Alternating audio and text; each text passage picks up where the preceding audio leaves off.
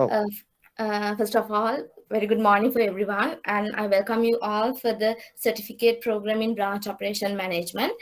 Actually, this was designed within a short period of time.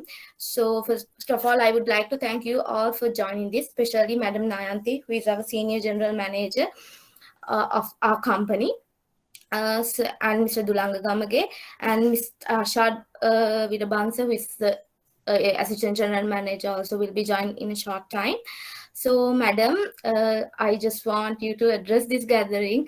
Just few words from you about this program.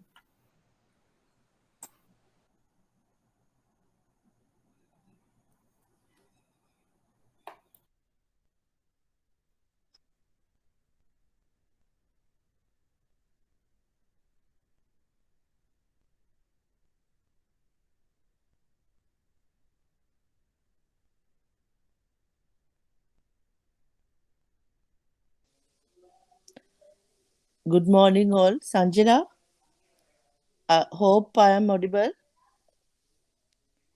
Yes, madam, you are audible. Good morning, all.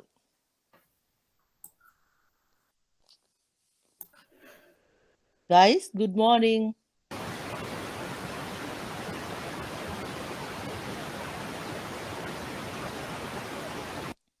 Okay, it is pleasure to address you all after long time. Today you are going to start a new journey to upgrade yourself, to develop yourself by doing this certificate program for next 4 months. I think this is 40 hours, Sanjila. Is it correct? Uh, Sanjila? Yes, madam, you are audible. Okay. Uh, so the best part is you can do this program through online. You don't want to come to Colombo, right? ඉතින් ගෙදර ඉඳලම අපිට මෙහෙම chances තිබුණ නැහැ. Covid එකේ තියෙන අතුරු ප්‍රතිඵල තමයි මේවා.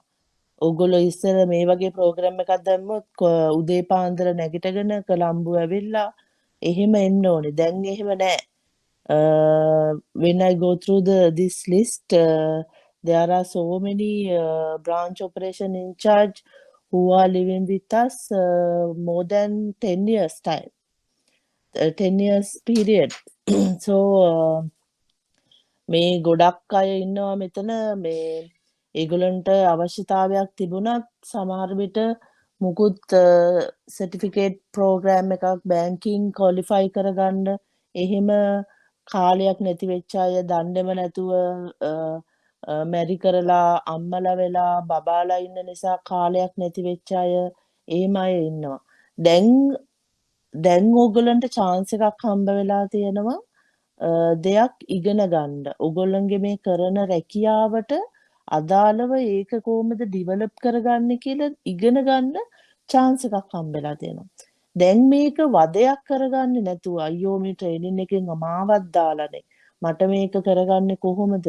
එහෙම කියලා හිතන්නේ නැතුව මේකට හොඳට මනස සූදානම් කරගෙන මම මේක කොහොම හරි කරන්න ඕනේ කියලා හදවතට තමන්ම කාවද්දගෙන මේකට ගත කරන මේ පැය 4 හරි පැය 5 හරි දවසකට සුමානකට ගත කරන ඒ කාලේ උපරිමම මේකට දීලා කොහොමද අපි කරන්නේ කියලා ඕගොල්ලොම තමයි ඒකට කාලය යොදව ගන්න ඕනේ. මම මේකට පුංචි උදාහරණයක් කියන්නම්. මාත් ඕගොල්ලෝ හොඳටම දන්නවා මම අවුරුදු 25ක් CDB එකේ වැඩ කරා. ඕගොල්ලෝ වගේම මගේ ඩිවලොප්මන්ට් එක ඇති වුණත් ඕකෙම ඉඳගෙන. එතකොට මම මැරි කරා බබාලා හම්බුණා. මගේත් කාලය ওই විදියට වැය වුණා. කාලය ගියා ඉගෙන ගන්න. සමහර අය දන්නවා මම මේ මෑතකදී මේ මම MBA එකක් කරන්න ස්ටාර්ට් කරලා ඒක සාර්ථකව අවසන් කරා. ඒක කරන්න පටන් ගන්නකොට මට හිතුණා මුලින්ම අයියෝ මම මේක පටන් ගන්න එක මහා වදයක් ඇයි මම මේකට ඇප්ලිකේෂන් දැම්මේ, කොහොමද මේ බබාලත් එක්ක මම මේක කරන්නේ, කොහොමද මේ රස්සාවත් එක්ක මම මේම කරන්නේ, කොහොමද මගේ කාලය මේකට වැය කරගන්නේ කියලා මට මහා ඔළුව කැක්කමක් ආවා. නිින්ද යන්නේ නැහැ සමහර වෙලාවට. ඇයි මම මේකට ඇප්ලිකේෂන් දැම්මේ, ඇයි මම මේක ස්ටාර්ට් කරේ කියලා ඔළුවට මාර බරක්. ඒ වුණාට පොඩ්ඩක් අනිත් දේවල් ඔක්කොම අමතක කරලා හිත තමන්ගේ හිත දමනය කරගෙන පොඩි භාවනාවක් කරලා හිතුවම නෑ මම මේක කොහොම හරි කරනවා, මම මේක කොහොම හරි ජය ගන්නවාමයි කියලා හිතලා මේ අවුරුදු දෙක මං කොහොම හරි ඒකට කැප වුණා. ඔගොල්ලෝ දැන් ෆස්ට් කොවිඩ් රැල්ල එනකොට 2020 වල ඔක්කොමල්ලටම මේක අලුත් අත්දැකීමක් වෙලා හැමෝම ගෙදර ඉන්න පටන් ගත්ත ෆස්ට් ලොක්ඩවුන් එකේදී. ඔගොල්ලෝ දන්නවද ඒ ලොක්ඩවුන් එකේදී මම රිසර්ච් එකක් ලියනවා ගෙදරට වෙලා ඉඳගෙන. මම ඒක ගෙදරට වෙලා ඉඳගෙන ක්වොලිටි ටයිම් එකක් මගේ ෆැමිලි එකත් එක්ක ගත කරේ නෑ. මේ මම කැප වුණා. ඒ අපි දෙයකට දෙයක් පටන් ගත්තනම් අපි ඒක සාර්ථකව ඉවර කරන්න ඕනේ කියන මානසිකත්වය ඇති කරගත්ත නිසා. ඒ නිසා මම අදහන දෙයක් තමයි අපි හිතුවොත් දෙයක් කරන්න බැරි දෙයක් මේ ලෝකේ නැහැ. ඒ නිසා මම ආදරෙන් ඉල්ලනවා ඔයගොල්ලන්ගෙන් ඉස්සලම අදටත් තාම මානස හැදිලා නැත්තම් පළවෙනිම දේ S2 වහලා පොඩ්ඩක් කල්පනා කරන්න මම මේක කොහොම හරි කරනවා. නිකං කරන්නම් වාලේ කරන්න එපා පුතා, මේක අප්ඩේට් කරගන්න. අද ඉගෙන ගත්ත දේ ඉන්ටර්නෙට් එකේ සර්ච් කරලා බලන්න. ඕගොල්ලෝ දවස ගානේ අප්ඩේට් උනේ නැත්තම් තමන් මේ කරන දේ, තමන් කරන රැකියාවට ඕගොල්ලෝ අප්ඩේට් උනේ නැත්තම්, ඕගොල්ලෝ යාවත් කාලීන උනේ නැත්තම් ඕගොල්ලෝ කරන රැකියාව හරිම යල් පැන ගිය එකක් වෙනවා. දවස ගානේ අපේ රට ලෝකය අලුත් වෙනවා. ඉතින් ඕගොල්ලෝ හැමතිස්සෙම අපි හැමෝම හැමතිස්සෙම අප්ඩේට් වෙන්න ඕනේ. ඒ නිසා මේ ඉගෙන ගන්න දේවල් හොඳට තමන්ගේ රැකියාවට යොදවන්න, තමන්ගේ ජීවිතයට යොදව ගන්න කියලා මං ඉල්ලනවා. ඉතින් I hope you will do your best for this program and all the best for your success in future. Thank you, Sanjana. Thank you so much, madam, for your valuable words. So next, I would like to invite Mr. Dulanga Gamage, Deputy Manager of HR, in order to address the gathering. Good morning, everyone. Hope I'm audible enough to you all. Hello. Yeah, we can hear. Right. Okay. Thank you. So, good morning, and first of all, I would like to congratulate you all for selecting for this program out of 71 branch in charges. And madam කිව්වා වගේම තමයි අතරම මට කතා කරන්න තියෙන්නේ. අතර අපි මේ ප්‍රෝග්‍රෑම් එක කතා කරොත් මේක සාමාන්‍යයෙන් අවුරුද්දකට විතර ළඟ වෙන්න අපි මේ ප්‍රෝග්‍රෑම් එක ගැන ගොඩක් කතා කර හිටපු ප්‍රෝග්‍රෑම් එකක්. මොකද අපි බැංකින් ඉන්ස්ටිටියුට් එක පැත්තෙනුත් අපි ප්‍රොපෝසල් එක මුලින්ම දාද්දී ගොඩක් නෙගෝසියේෂන් සහ ස්පෙෂලි මේ කන්ටෙන්ට් එක සම්බන්ධයෙන් ගොඩක් නෙගෝසියේෂන්ස් අපි තුල තිබ්බා. ඉතින් අර අපි හැමදාම ඒ කියන්නේ අපි හැමදාම උත්සාහ කරනවා වගේ අපි හැමදාම LND එක පැත්තේ ලර්නින් ඇන්ඩ් ඩෙවලොප්මන්ට් ටීම් එක විදිහට ඔයගලන්ට ගොඩක් දෙන ඩෙවලොප්මන්ට් ප්‍රෝග්‍රෑම්ස් අපි try කරන්නේ අපේ ඉන්ඩස්ට්‍රි එකට, අපේ ජොබ් එකට ගොඩක් රෙලෙවන්ට් කන්ටෙන්ට් ටිකක් ඔයගලන්ට දෙන්න. ඉතින් ඒ විදිහටම ඉතින් මේ පාර අපිට මේ බ්‍රාන්ච් ඔපරේෂන්ස් ටීම් එකට මේ කෝස් එක, මේ සර්ටිෆිකේට් කෝස් එක අපිට ඩිසයින් කරගන්න ගොඩක් උදව්වක් හම්බුණා IBSL එකෙන්.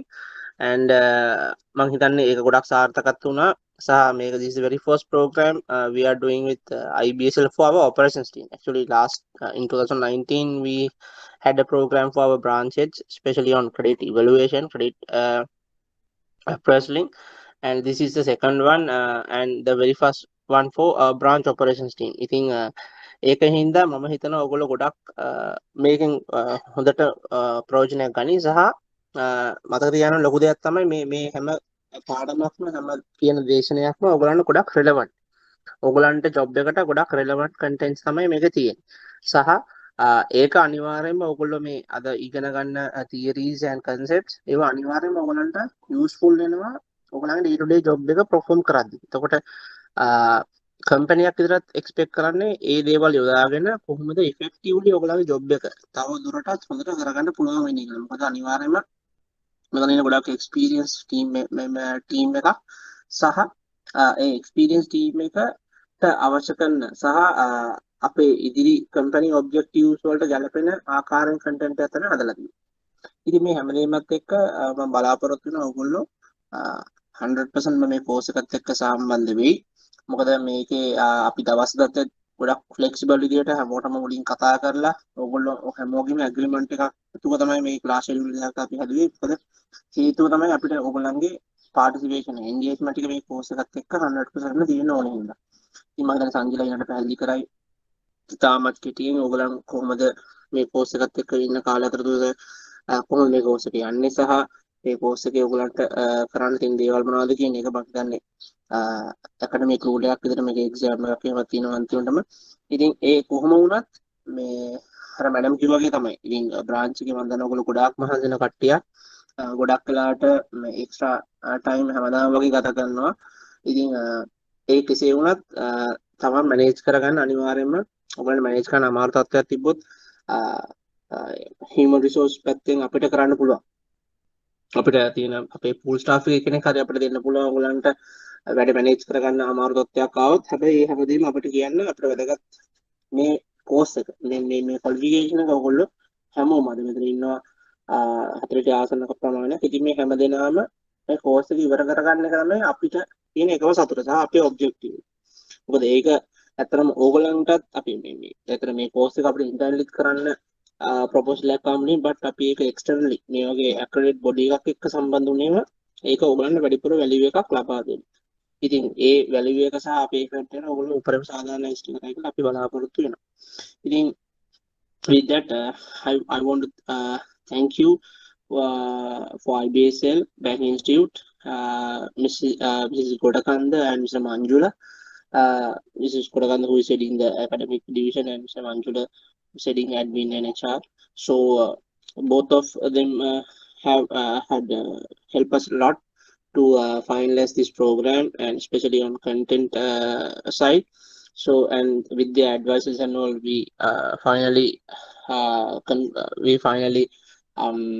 create this program and get approved for this. So then thank you very much once again, IBSL, and thank you very much you all for joining with this session and course by sacrificing your valuable weekend time period. But definitely this will be beneficial for you all, and take this as an opportunity to restart your academic career here. So thank you very much once again, and all the very best. And Sanjila. Yes, Langa, thank you so much. මම ඔයාලට welcome letter එක එව්වා. ඒත් එක්කම මම ඒක චුට්ටක් ඔයාලට මේ ඩිස්ක්‍රයිබ් කරන්නම් කොහොමද අපේ සෙෂන්ස් යන්නේ කියලා.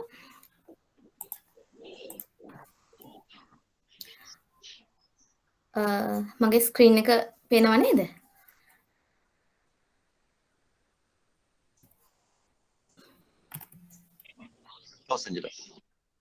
right, thank you.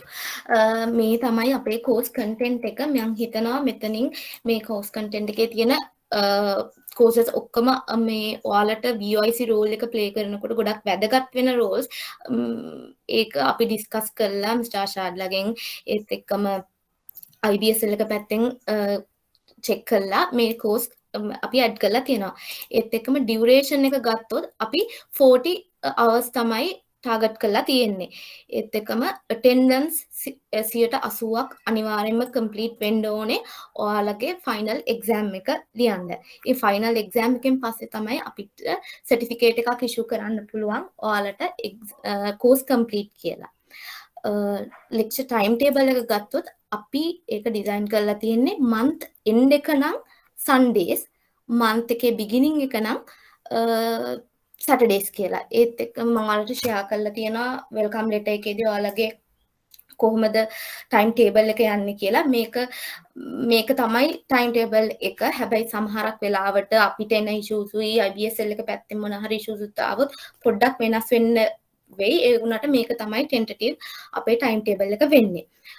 evaluation exam එක ඇවිල්ලා physical exam එකක්. ඒක 3 hours තියෙන physical paper එකක්. එක්කම එක ක්ලෝස් බුක් ටෙස්ට් එකක් වෙනවා. ඒකින්ද මේ ඔයාලට කියලා තියෙනවා අපි 80% අනිවාර්යයෙන්ම මේ ඕනේ ඔයාලගේ එක්සෑම් එක ලියන්නයි කෝස් එක කම්ප්ලීට් කරන්නයි කියලා. එහෙම තමයි ඔයාලට ෂෙඩියුල් එක කෝස් ප්‍රෝග්‍රෑම් එක යන්නේ. ඉතින් අපි හිතනවා තේරුණා කියලා කොහොමද යන්නේ කියලා කෝස් එක. ඒක තමයි මට නම් ඇත්තටම ඕනේ වෙලා තිබ්බේ ෂෙයා කරන්න ඔයාලත් එක්ක. Manjula?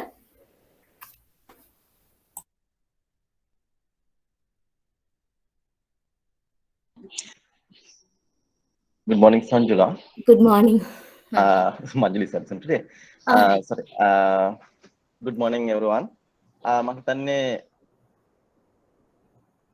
මේක මම ස්තුතිවන්ත වෙනවා සම්පූර්ණයෙන්ම මේ CDB එකට දෙවෙනි වතාවටත් අපිත් එක්ක මේ වගේ ප්‍රෝග්‍රෑම් එකක් කරන්න අපි උම්තෝරගත්තට ඒකලම මේක ආයතනයක් හැටියට CDB එකකින් කරන ලොකු ඉන්වෙස්ට්මන්ට් එකක්. මොකද මේකෙන් සේවකයෝ යම් දැනුවත් වීමක් ලබනවා කියන්නේ ඒ ආයතනෙට ලැබෙන ප්‍රොෆිට් එක ඒ වගේම සේවකින්ටත් ලොකු ඉන්වෙස්ට්මන්ට් එකක් වෙනවා ලොකු දෙයක් වෙනවා මේක ඒගොල්ලන්ගේ දැනුම වර්ධනය කරගන්න එදිනදා රාජකාරී කරගෙන යන්න. ඉතින් ඒකෙදී මම එක දෙයක් ඉල්ලන්න කැමතියි අපි ගොඩක් දකිනවා මේ ඔන්ලයින් ලෙක්චර්ස් වලදී සිසුන් හැටියට ඕගොල්ලන්ගෙන් ලැබෙන සහභාගීත්වය ගොඩක් අඩුයි. ඒ කියන්නේ ඇටෙන්ඩන්ස් නෙමෙයි. ඕගොල්ලෝ ලෙක්චර් එක කතා කරන ප්‍රමාණය අඩුයි. මොකද ඕගොල්ලෝ ඇවිල්ලා ලෙක්චර් එකේ අහගෙන ඉන්නවා ලෙක්චර් මේ එයාගේ පාර්ට් එක කරගෙන යනවා. එතකොට අපි කියන්නේ ඕගොල්ලන්ට මෙතන සම්පූර්ණ අවස්ථාවක් තියෙනවා. මොකද ඕගොල්ලන්ව හයිලයිට් වෙන්නේ නැහැ කොහොම කතා කළා. ඒක නිසා බය නැතුව කතා කරන ලෙක්චර් එකකින් උපරිම දේ ගන්න. ඕගොල්ලෝ කතා කරන ප්‍රමාණය මත තමයි ලෙක්චර්ට තමන්ගේ දන්න දැනුම එයාගේ ප්‍රායෝගික දැනුමත් එක්ක ප්‍රායෝගිකත්වයත් එක්ක උපරිමයේ ඕගොල්ලන්ට දෙන්න පුළුවන් වෙන්නේ. ඉතින් මම හිතන්නේ ඒ දේ ඕගොල්ලෝ කරගනී කියලා මම බලාපොරොත්තු වෙනවා. ඉතින් මම වැඩි කතා කරන්න යන්නේ නැහැ. ඇත්තටම මේ thank you අපහුව මාපිව මේ දෙයට සිලෙක්ට් කරගත්තට මම දැන් ආරාධනා කරනවා මිස්ටර් තුෂාර අස්රමානට තමන්ගේ ලෙක්චර් එක පටන් ගන්න කියලා. Thank you sir. Very good morning to you all. Thank you Kavindra for inviting me on behalf of IBSL to conduct the initial 2 lectures to CDB staff. So we have good and very important initial instructions from Mrs. Nayanthi Kodagoda, Senior DGM, and Mr. Duranga Gamage, Deputy Manager representing your HR, and Course Coordinator Sanjila.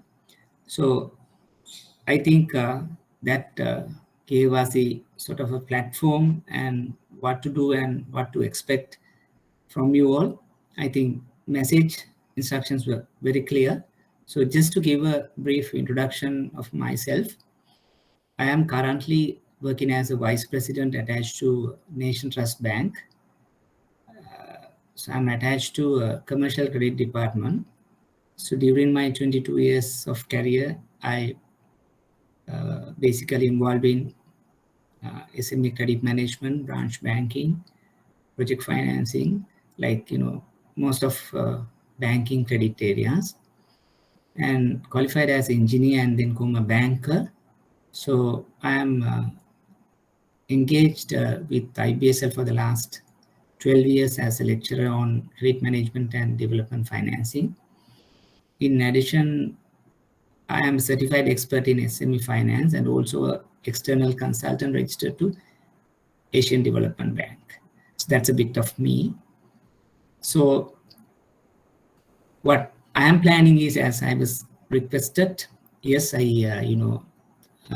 gone through your exact syllabus, and IBSL requested me to, while touching the areas, to give a more overview on kind of the fundamentals of the credit inputs, which is maybe relevant to you in your day-to-day banking and while you are entertaining your customers in various capacities. එතකොට දැන් අපිට introduce කරපු විදිහට අපි මේ programme එක පුළුවන් තරම් ඉන්ටරැක්ටිව් විදිහට කරන්න පුළුවන් නම් හොඳයි. මොකද ඔන්ලයින් වෙනකොට තියෙන එක අපහසුතාවයක් තමයි අපි දෙගොල්ල දකින්න අඩුයි. අපේ facial expressions අපි දකින්නේ නැහැ. lecturer කෙනෙක් හැටියට මම slide එකක් දාගෙන මම කතා කරනවා. ඔයගොල්ලෝ අහන් ඉන්නවා. එහෙම නැත්නම් interaction එක ගොඩක් වෙලාවට අඩු වෙනවා. අපි එහෙම කරන්නේ නැතුව ඕනම මොහොතක මොනවා හරි ප්‍රශ්නයක් එහෙම නැත්නම් මම කතා කරන දෙයකට ඕගොල්ලන්ගේ ෆීඩ්බැක් එකක් එකතු කරන්න තියෙනවා නම් ඒක එවෙලෙම අපි කතා කරලා අපි තවදුරටත් ඒක විග්‍රහ කරගෙන පුළුවන් තරම් ඒක निराකරණය කරගන්නට උත්සාහ කරමු. right? මොකද මෙතනදී අපි දෙගොල්ලන්ම win-win situation එකක් එන්න නම් හැම වෙලෙම අපි දන්නේ නැති දෙයක් එහෙම නැත්නම් දන්න දෙයක් වැඩිදුර පහදා ගැනීමක් ඒ වගේම අනිත් පැත්තට ඒක ෂෙයා කරලා ඒ ෆීඩ්බැක් එක එක්ස්පීරියන්ස් එක මෙයාගේ ෆෝරම් එක කතා කරලා යන එක තමයි ගොඩක් වෙලාවට වටින්නේ. ඒ වගේම මිසිස් කෝදාගොඩ මෙන්ෂන් කරා මම හිතන ඔයගොල්ලෝ හරියට ඒක අහගෙන ඉන්න ඇති. ඇප්ලිකේෂන් එක තමයි ගොඩක් ඉම්පෝටන්ට්. දැන් අපි අද දකින්න දෙයක් තමයි ඒක අපි ක්‍රෙඩිට් වෙන්න පුළුවන්, ඔපරේෂන් වෙන්න පුළුවන්, බැංක් එකක ට්‍රෙෂරි සයිඩ් එක වෙන්න පුළුවන්. ඉස්සර වගේ නෙවෙයි තියරි එකක් එහෙම නැත්නම් අපිට මොන හරි දෙයක් ඉගෙන ගන්න අමාරු නෑ. මොකද අපේ කාලේ වගේ නෙවෙයි ඕගොල්ලන්ට just like push of a button කියලා අපි කියනවා. වෙබ් එකට ගියාම Google ගියාම Investopedia වෙන්න පුළුවන්, Wikipedia වෙන්න පුළුවන්, ඕන තරම් දේවල් තියෙනවා up to date information ඉගෙන ගන්න. හැබැයි අපි දකින ප්‍රශ්නේ තමයි අපිට theoretically අපි manager කෙනෙක්, credit officer කෙනෙක්, branch manager කෙනෙක් අපි හදාගත්තට ඒක practically කොහොමද ඒක එළියේදී ඒක යූස් කරන්න කියන තැන තමයි අපි හැමෝටම තියෙන ගැටලුව තියෙන්නේ. right? අපිට qualifications තියෙන්න පුළුවන්. අපි ගොඩක් දේවල් ඉගෙනගෙන තියෙන්න පුළුවන්. but ඒ කියන context එකට ඒක apply කරගත්තේ නැත්නම් අපි ඉගෙන ගන්න කිසි දෙයක තේරුමක් නැහැ. investment එක ඇත්තටම value එකක් නැති වෙනවා. So that's the most important thing that you need to keep in mind where application අර හැම වෙලේම අපි ඉගෙන ගන්න හැම දෙයක්ම හැම මොහොතකම apply කරන්න බලන්න. දැන් අපි ඒ කියන්නේ උදාහරණයකට let's say now we try to do a kind of lecture for 3 hours today and maybe another 3 hours for next week. අර එහෙම කියලා මේ පැය තුනේ ගන්න සියලුම දේවල් අපි apply කරන්න ඕනේ කියන එක නෙවෙයි මම කියන්නේ. Then අපි out of 25 out of 30 you have different you know the passion. නැත්නම් ඔයගොල්ලෝ කැමති පැති තියෙන්න පුළුවන්. ඒතර ඔයගොල්ලෝ ගන්න එකක් දෙකක් තුනක් වෙන්න පුළුවන්. අද ට්‍රේනින් එකේ ඉගෙන ගන්න හොඳම points 3 කියලා අපි හිතමු. ඒ තුන ඔයාගේ අද work role එකට කොහොමද ඒක apply කරලා ඒක practice කරන්නේ. එහෙම නැත්නම් දැන් මම කරන process එක කොහොමද මම improve කරන්නේ. නැත්නම් මම එකක productivity කොයි විදිහටද මම improve කරන්නේ. හැම වෙලේම you have to think big. Where maybe the institutions has invested me on some money to do the training and I am already invested my time in terms of time and effort. මොකද අද Saturday වගේ දවසක family එකත් එක්ක kids ලත් එක්ක ඉන්න වෙලාව තමයි අපි මේ පැය දෙකක තුනක් විතර විඩංගු කරන්නේ. එතකොට අපි ඒ ගන්න වෙලාව නැත්තම් ඒ ගන්න මේ effort එක මුදලට සාධාරණයක් අපි ඉස්සරම අපිට කරගන්න ඕනේ. right? නැත්තම් qualification එකක් අරගෙන certificate එකක් අරගෙන අපි ඊළඟ grade එකට යන්න නම් ඒක පාවිච්චි yes it is important but that's not the only requirement. For me it's like that's a secondary. First thing is how to internalize with the training and how to apply what you learn here. right? then සමහරවිට දැන් මම අර කලින් කිව්වාගේ මේ notes ටික නැත්තම් ඔයගොල්ලෝ වෙන course එකක් කරනකොටත් ඒ ටිකම සමහරවිට ඉගෙන ගන්න. මොකද when you talk about the credit doesn't has changed for about a very long period. අවුරුදු 50කට කලින් තිබ්බම concepts ටික තමයි සමහරවිට අපි අදටත් කතා කරනවා ඇත්තේ. but have you apply, have you see, right? have you use those the concepts is most important. දැන් මේ post pandemic situation එක අපි ඉන්නේ. ඔයගොල්ලන්ට තේරෙනවා ඇති දැන් customers ලා කොහොමද loan එකක් ගන්න එනකොට ඒගොල්ලන්ට තියෙන ගැටලු. නැත්තම් කොහොමද අපි operations අපි දැන් online කරන්න ගියාම අපිට තියෙන ගැටලු. එහෙම නැත්තම් අපි කොහොමද අලුතෙන් එන competition එකට අපි මුහුණ දෙන්නේ.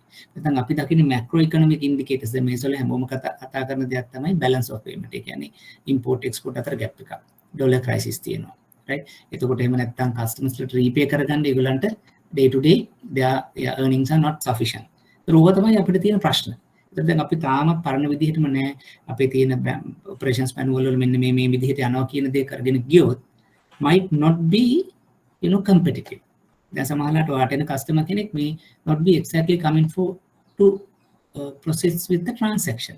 එයා සමහරවිට ඔයගෙන් අහන්න කැමති ඇති දැනගන්න කැමති ඇති මේ big picture එක. මහත්තයා දැන් මොකද්ද මේ වෙන්නේ පොඩ්ඩක් මහත්තයාට තේරෙන විදිහට අපිට කියන්න. Maybe it's a leasing customer, hire purchase customer, maybe gold loan, pawning customer, but they interested to get to know about what's happening in the big picture. එතකොට දැන් සමහරවිට අපි ඒකට උත්තර දෙන්න ready නම් that's a business opportunity. The customer දැනගන්න right මේ මහත්තයා නම් සාමාන්‍ය සෑහෙන දෙයක් දන්නවා. මම මගේ business advices මෙයාගෙන් ගන්නවා. මම දිගට මෙයාට banking මෙයාත් එක්ක කරන්න ඕනේ. මම මගේ තව customer කෙනෙක් මෙහෙට introduce කරන්න ඕනේ. right? අන්න ඒ විදිහට තමයි. දැන් අපි අපේ කාලේ වගේ නෙවෙයි. right? ඒ කාලේ වගේ නෙවෙයි. දැන් customers ලා smart. ඒගොල්ලෝ කැමති එක තැනකින් හැම වැඩක්ම කරගෙන යන්න. So that's why you need the kind of the not only operations, you need to know about bit of credit, bit of macro environment, inputs environment එක දැනගන්න අවශ්‍ය වෙන්නේ ඒකට. හරි. So but basically what I'm trying to do is for the next 3 hours or the week after that, so I'm interested to discuss a bit of credit, credit aspects and bit of products details, right? ඒතකොට ඒ ටික දැන් ඕගොල්ලන්ගේ අර total course content එකට support එකක් වෙන විදිහට it's a kind of introductory lectures දෙකක් තමයි මම ඔයගොල්ලොත් එක්ක කරන්නේ. Right? But whenever I am undertaking those lectures, if you feel that you are not comfortable, if you feel that it's a bit difficult, not understandable, please feel free, just to send a message here. You can, open up your speaker and speak to me. You can raise your hand here. ගොඩක් දේවල් තියෙනවා. So disturb කරන්න ප්‍රශ්න අහන්න පුළුවන් තරම් මේ පැය 3 නැත්නම් මේ ඊළඟ පැය 6 අපි මේක සාර්ථක කරගන්න උත්සාහ කරමු. Right. Having said that, so we'll try to start today's session.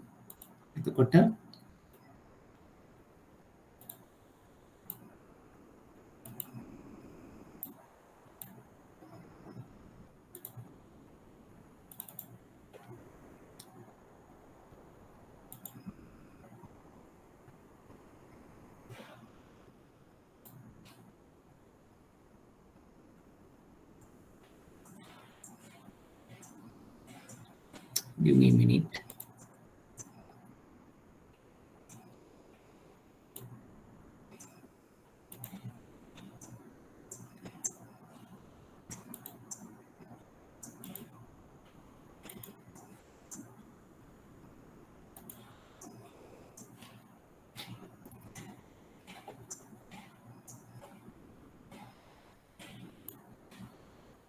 Right. Hope you can see the screen. Ushan, can you see the screen? Amali? Yes, sir, we can see. Yes, sir. So basically, yeah, thank you. So basically what I'm planning to do is like overall sort of, the credit related type of customer, type of products, right? And what are the in terms of though that you are basically you are head of a particular branch as branch head, but still you need a kind of inputs to your credit staff and how to manage your clients, right? Those are the kind of the overall knowledge that I am going to share with you. Yeah, try to speak about some credit introduction, business sectors that you need to be aware with when you are undertaking, when you are delivering your products, and what are the the good lending, right? When you are onboarding your customers, what are the principles that you should know, right? And then advances, what are the type of credits, right? And a bit of credit appraisal, where when you are onboarding a customer, when you want to give a facility, when you want to give a financing, what are the things and how basically you are looking to, and finally bit of the risk that you need to manage, because අපි මේ මොනවා කරත් right අපි customer සල්ලි දෙනවා, සල්ලි ටික අපි අන්තිමට අය කරගන්න ඕනේ අපිට මාජින් එකක් තියාගෙන. ඒකට එහෙම කරනකොට අපිට හම්බෙන අවදානම් ඒ මොනවද කියන එක කතා කරන්න තමයි basically මම අද දවසත් එන සතියත් පාවිච්චි කරන්නේ.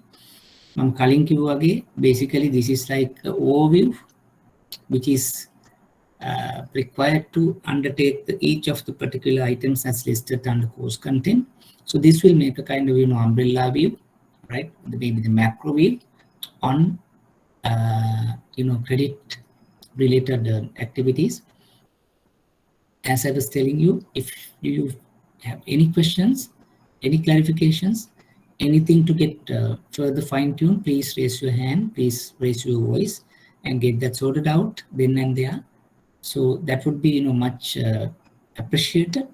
So otherwise what would happen is, like, when I move out, maybe the next lecture would come, so probably you are unable to clear it even while doing the presentation, then you feel that your time and effort is in vain, kind of. So don't do that.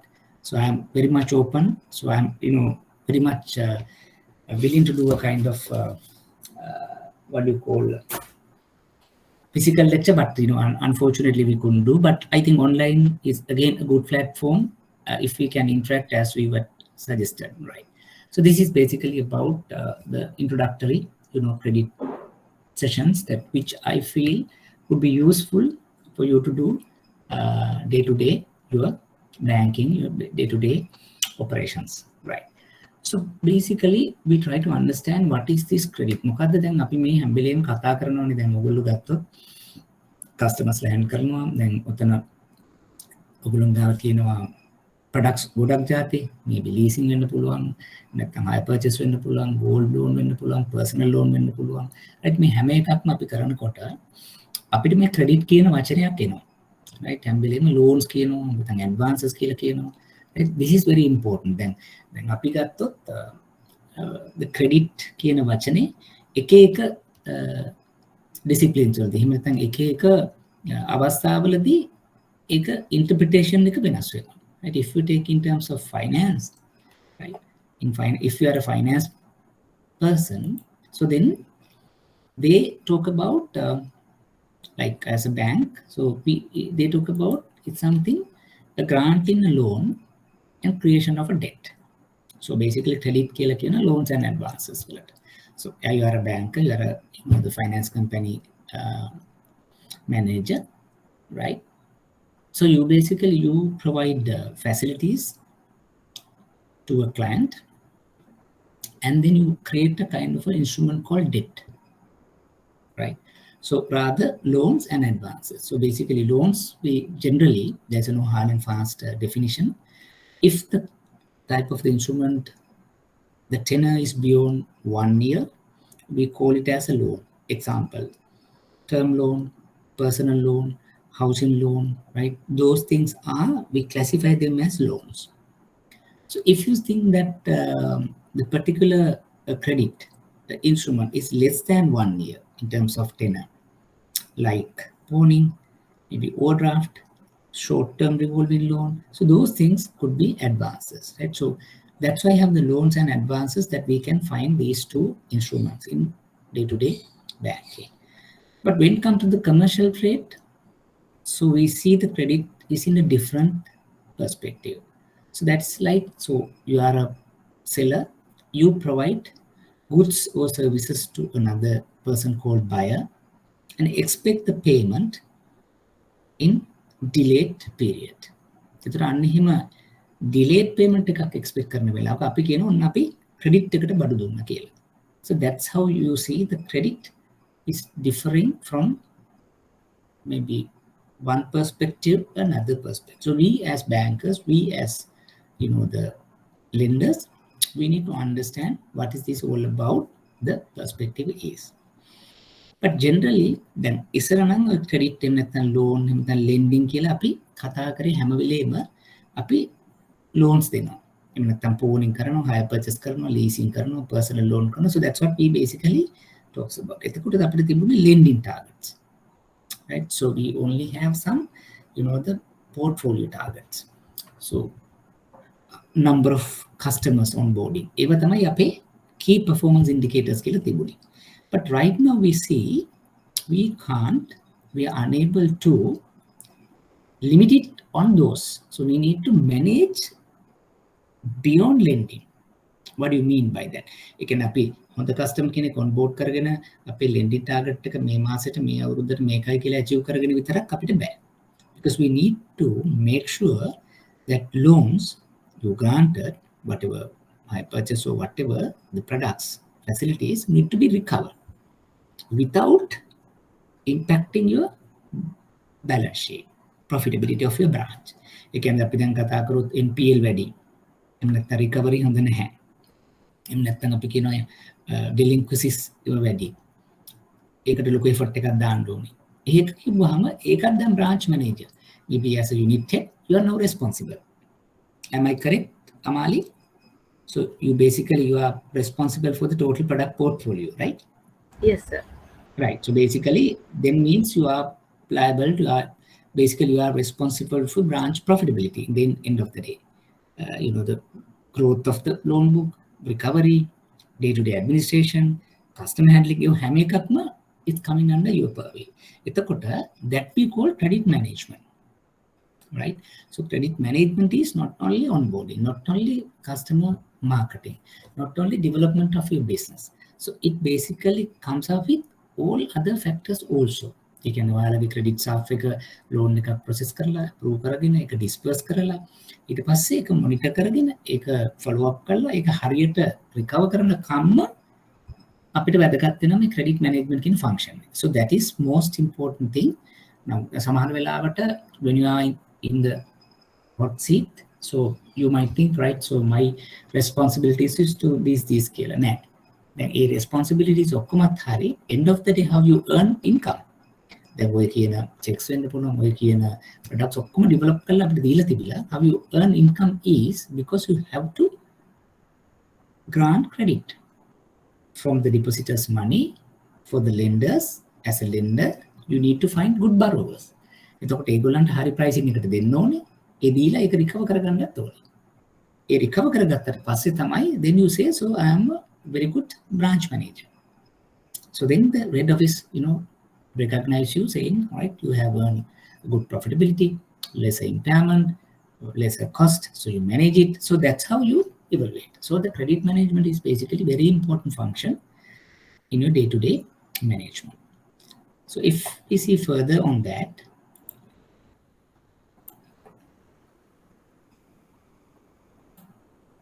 more importantly, credit management is managing provision of credit and its recovery.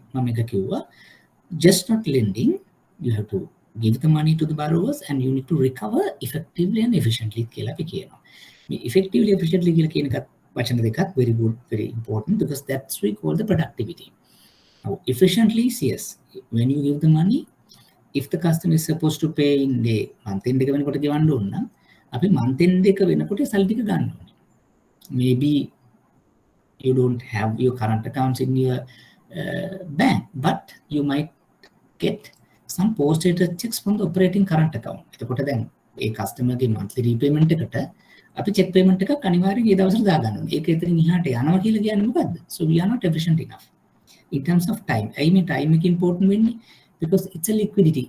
Right? අපි ඉස්සරහදී කතා කරනවා. ඒ කියන්නේ as a branch manager, so you are responsible to manage the liquidity of the branch. දැන් අපි හිතුවොත් ගන්න ඔක්කොම සල්ලි ටික අපි short term deposit වලින් අරගෙන ඒක දෙනවා housing loan අවුරුදු 15කට. So are we liquid enough? No. But හදිසියෙ මේ customer කෙනෙක් සල්ලි ටිකක් කිල්ලුවොත් මට 1 million මම ඔක්කොම ටික invest කරලා තියෙනවා නම් maybe obviously with the head office approval we can do that. එතකොට අපි අවුරුදු 15කින් නම් මට කොටස් වලට හම්බෙන්නේ මට මේ short term requirement එක meet කරන්න බෑ. So that's a liquidity. එතකොට අන්න ඒ වගේ දේවල් වලට අපි මොකද කරන්නේ? දැන් අපිට අර monthly එන payments ටික හරියට එකතු කරගත්තොත් then we can meet some of these obligations. It doesn't mean that all the customers asking money at once. ඒ වුණොත් මේ අර කාලයකට කලින් අපි experience කරපු banks collapse වෙන්න පටන් ගන්න. Generally it's not happening. අපි customers 100ක් deposit කරා නම් එකපාරක maybe 10 customers maximum will ask money on maybe day one. Right? Similarly, borrowers ගත්තොත් අපි ඒක manage කරගෙන තමයි අපි අපේ lending නැත්නම් credit management function එක කරන්නේ. So effectively something you need to recover capital, interest and other charges in තුනම. ඒ කියන්නේ අපි loan එකක් දුන්නාම මේ loan එකට අදාළ initial capital එකක් තියෙනවා. නැත්නම් monthly capital එකක් තියෙනවා. ඒකට අදාළ interest එකක් තියෙනවා. That's opportunity cost we talk about, and maybe other charges also. So like you need to recover everything relevant. So always try to make that effective and efficient collection or management is important. Third, it should be win-win. Then within branch manager had it or borrower, so it should be win-win for both. Then අපි win-win කියලා කියන example එකට now let's say if the customer wanted the lowest price, he must be happy, right?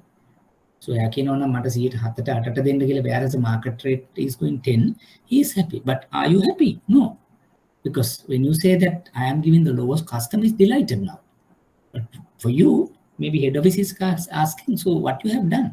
You don't have adequate margins, right? මොකද ඔයාගේ cost එකම ඔයාගේ depositors ලට ඔයාලා ලොකු price එකක් දෙනවා මේ පැත්තෙන්. And මේ පැත්තෙන් ඔයාගේ borrowers-ට අඩුම එකක් දීලා තියෙනවා. So you don't maintain an adequate margin. That's not enough. It's a win-win in the sense there may be risk for each guy. දැන් අපි ගත්තොත් ඔයාගේ top 10 customers ලා ඉන්නවා. ඊළඟ තව 10ක් ඉන්නවා. ඔහොම ඉන්නකොට top 10 තමයි ඔයාගේ හොඳම කට්ටිය. ඒගොල්ලන්ට සමහරවිට ඔයාලට PLR එහෙම නැත්නම් අපි කියන benchmark rate plus maybe 2% දෙන්න පුළුවන්. නැත්නම් මැද ඉන්නයට 3% දෙන්න පුළුවන්. පල්ලෙහා ඉන්නයට 4-5 දෙන්න පුළුවන්. ඒ විදිහට තමයි ඔයාගේ pricing අනුව ඔයා manage කරන්න ඔයාගේ portfolio එක. Right? So that's what we say credit management. Credit is a function we call A to Z function. Giving credit, giving loan is not the credit management. The credit management is a provision of credit, and its recovery is the function that we are speaking about. Right. Up to now, any questions? Anything that you can raise? Ushan, Madhavi, Danali, Amali, those names I can see in the screen. Anything that you need to clarify? All well? All good?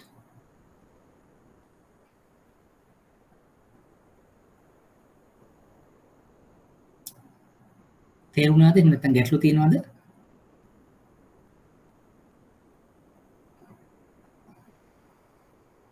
කාටද කියන්න පුළුවන් ගැටලු තියෙනවද නැද්ද? Can I proceed further? Ushan? Okay, මොන හරි කතා clear sir. Right, thanks Ushan. Okay. So this is important. This is important in the sense so this is a kind of macro perspective. Then we speak about you are like branches, you are running the kind of a particular unit.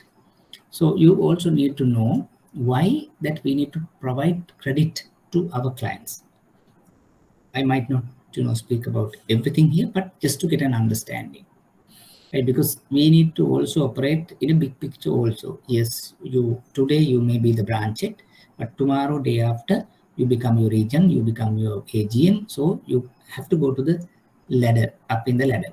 That means that you need to know what the big picture is, why we need to give credit, why need to provide financing to our customers. So there are so many personal and the what do you call social requirements also, economic requirements also. The මෙතන තියෙන්නේ economic requirement වගේ දේවල් ටිකක් තමයි mention කරන්නේ. Now take first one, savings, consumption, investment. Then අපි හැමතැනම කතා කරනවා. So we need to have adequate savings, adequate consumption, adequate investment. So in order to do that, so we need to support them. Now take an example. Say you are now working in this organization. So if you want to purchase a car, for example, what you can do is you can save some money and you can purchase a car. If you want to put up a house, so you can earn some money, save it, and put up your house. But apparently, if you want to put a reasonable house, if you want to purchase a good vehicle, what could be the scenario is you now don't have adequate money for that. So you need to go to somebody and get some loan. A personal level එකේ ඒ වගේ තත්ත්වයක් එනවා. Similar with the entrepreneurs that you are dealing with. ඔයාගේ customers ලත් එක්ක වැඩ කරනකොට ඒගොල්ලන්ටත් එක තලයකින් එහාට යන්න credit එකක් ඕනේ. Loans ඕනේ, advances ඕනේ. That's what I am justifying here. එහෙම දුන්නාම තමයි ඒගොල්ලෝ next level එකට යන්නේ. Then they can save more. Then they can invest more. Then their disposable income could go up. එතකොට ඔය කියන CSI කියන function එක කරන්න, so we need to support them through credit provision. Then formal, informal lending. Now, formal lending, regulated lending, we know that's what we do, but informal lending also there. Why? if as bankers, if as finance organization staff, we are not providing adequate credit to whatever the selected clients. So what could we do is, what could we expect is they might go to the informal lenders, the money lenders, which is not a good proposition. එහෙම ගියාම මොකද වෙන්නේ? අපි 100ට 10ට 12ට දෙනකොට ඒගොල්ලෝ 100ට 15ට 20ට දෙනවා. දැන් එහෙම කරනකොට මොකද වෙන්නේ? දැන් මේ කියන ඉක්විලිබ්‍රියම් එක එහෙම නැත්නම් ඒගොල්ලන්ගේ ඉන්කම් එකකින් වැඩි ප්‍රමාණයක් ඉන්ට්‍රස්ට් එකක් හැටියට එතෙන්ට යන්න පුළුවන්. right? අපි මේ ඉන්ෆෝමල් ලෙන්ඩින් පුළුවන් තරම් රිලක්ටන්ට් කරන්න, පුළුවන් තරම් discourage කරන්න තියෙන එක method එකක් තමයි we have to encourage formal lending. We can't zero in that type of lending, but we can do a proper lending to the entrepreneurs as and when required. Economic growth, economic development, that's obvious, right? So if you take Sri Lanka for now, we sometimes took loans from foreign parties, foreign institutions. Why? Because we also need to grow this, our economy, because sometimes the money that we earn, the money that we save, our resource might not be adequate to propel the growth, support the growth. So we need to go outside and get the money, and then we take a kind of bigger growth. Like take a port city, for example. If we are to do a port city type of a project, it's a very huge one. We might not be able to do it using our reserves. So that's why we, hired, we, have some joint ventures with some other companies. There may be some criticisms and all that, but as pro and cons both are there. But still, in order to undertake an investment, yes, we need a kind of external support. Similarly, our clients, entrepreneurs, they need kind of a credit support to, grow their businesses. Ultimately, it supports the economic growth and economic development. Employment creation, it's obvious, right? If you have many number of SMEs, they create employment opportunities, which in turn will support the employment creation in the country. SME development, ඒක තමයි දැන් අපි ඔක්කොම කරගෙන යන්නේ. So you be in a bank, you be in a finance, the company, you support SMEs, right? So micro and SME, maybe a bit of high level SMEs also you might onboard, but so that is the support you undertake. Then අපි ඔයාලගේ ගත්තොත් the number of customers, branch එකකින් customers ටික අපි ගත්තොත්, so you provide them loans, advances, non-financial services. ඔක්කොම කරලා කරන්නේ මොකද්ද? So you develop your clients from this level to next level.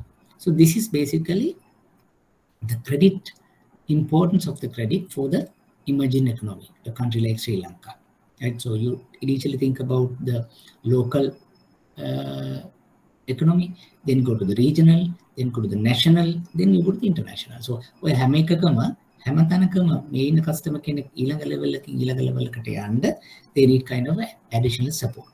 So that's what basically you are trying to do through the different products we talk about, different financial support, different process support. මේ ඔක්කොම අපි කරන්නේ මෙන්න මේ කියන දේවල් ටිකක් achieve කර ගන්න.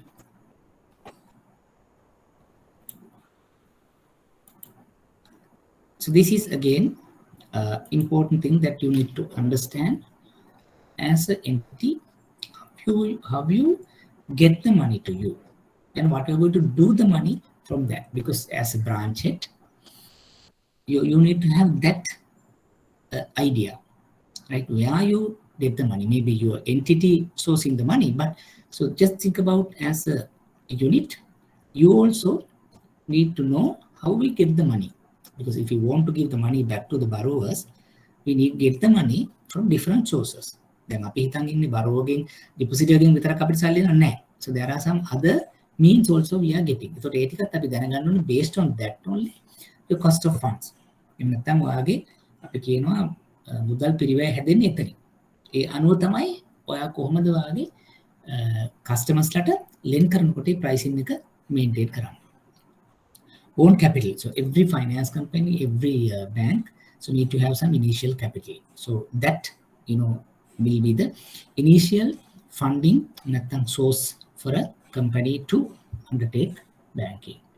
Deposits. You get deposits from savings, time deposit, foreign currency, minor savings, demand deposits, and so there are so many sources that you can raise, get the money to your organization. I wonder whether you are having demand deposits. Are you operating current? Are you handling current accounts? Do you offer current account facilities to your clients? No, sir. I didn't get. You have current accounts in your bank? No, sir. You don't have, right? I think because now, except the current accounts, you can operate all the other accounts. Am I correct? Checkbooks එම දෙන්නේ නැහැ නේද අපි ඔයගොල්ලන්ගේ Sajith? No, sir. No, right. Except that, so you can have all the other accounts, right? මොකද මම දැන් තරම දැන් current accounts එම license commercial banks වලට තමයි මේගොල්ලෝ දෙන්නේ. But rest that you are unable, but still you have other sort of deposits, and then you can raise the money and for to support your credit activities. Then borrowed funds කියලා කියන්නේ own capital එකට deposit වලට අමතරව you can go to stock market. You can go to preference shareholders, even ordinary shareholders, the debentures, even at foreign entities, and then you get international currency borrowings.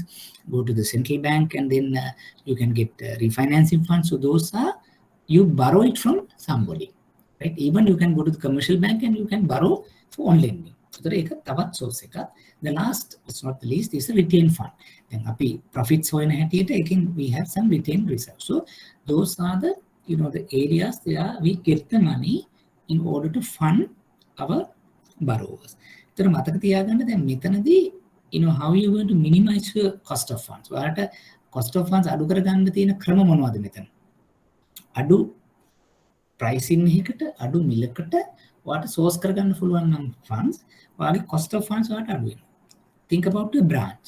දැන් හැම වෙලාවෙම branch එකක අපි බලනකොට let's say අපි try කරනවා ආගේ loan to deposit ratio එකේදී right පුළුවන් තරම් deposits එක වැඩි වුණොත් මොකද වෙන්නේ? ඔයා self sufficient කියලා අපි කියනවා. let's say ආගේ loan book එක 500 million නම් if you can raise the deposits maybe 700 million, for example, obviously you are not keeping the money with you, you put your treasury, but means that your loan to deposit ratio in terms that you are making a less than 1, so you are in a better position. Let's say all branches, all unit heads like you, all branch heads, if you can try to acquire as much as deposits against the loan, then you are in a better position to do more and more loans. You can අපි කතා කරොත් පෝනින් කරනවා, hire purchase කරනවා, leasing කරනවා, right, personal loan දෙනවා, credit card දෙනවා. ඒ ඔක්කොම ඔයගොල්ලෝ කරනවානේ. ඒ කරන්න සල්ලි තියෙන්න බෑ අතට. ඒ සල්ලි ටික අපිට ගන්න පුළුවන් ක්‍රම කීපයක් තමයි අපි මේ කතා කරේ. ඒතකොට අපි මේ retained profits, borrowed funds, own capital ඒ ටික ඔක්කොම that's maybe the institution හැටියට කරනවා. But as a branch head, as a branch manager, what you can do is but deposits පැත්තෙන් ඒක source කරන්න පුළුවන්. When you talk about the deposits, also the important part here is එතනදී අපිට පුළුවන් savings පැත්තට, right? Then minus savings පැත්තට, right? Time deposits cost එක ටිකක් වැඩි because you need to pay higher interest based on the period.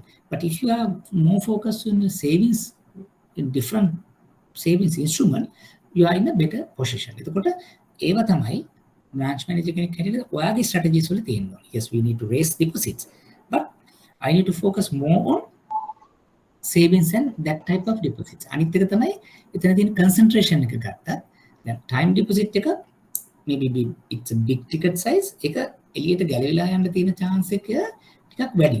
අනිත් බැංකුවක් තව high rate එකක් offer කරොත් at a maturity, so you might go and get the deposit and so you do away with the deposit. But when you talk about the savings, it is not. So in the savings, what could happen is savings could be created with so many, number of clients, number of depositors. Then chance so then you need to focus more on savings, minus savings, products. I think you have adequate number of products, if I'm not mistaken. But what you need to know is that how you manage your deposit book because it's one of your responsibilities, I suppose. But then liabilities වගේ asset liability දෙකම ඔයගොල්ලන්ගේ මම හිතන්නේ purview එකේ ඉන්නේ.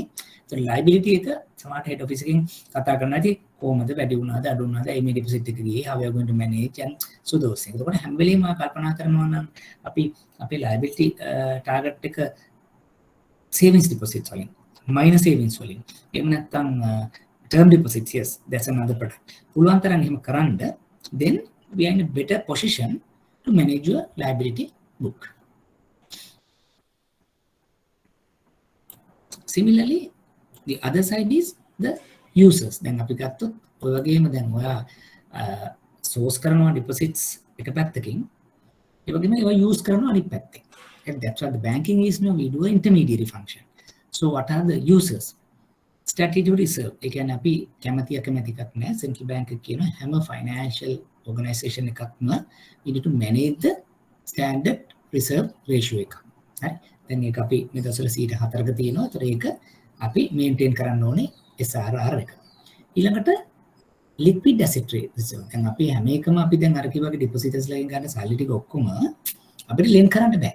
ඒගොල්ලෝ කියනවා liquidity ratio එකක්. අර මම කිව්වේ හදිස්සියේ කස්ටමර්ස්ලා ටිකක් ආවොත් ඒ ටික දෙන්න පුළුවන් වෙන විදිහට අපිට යම් ප්‍රමාණයක් liquid assets වල තියාගන්න. ඔක්කොම loans වල book කරන්න බෑ. දැන් hire purchase වෙන්න පුළුවන්, credit card වෙන්න පුළුවන්. දැන් ඕගොල්ලන්ගේ products හැම එකටම lend කරන්න අපිට දෙන්න විදියක් නෑ.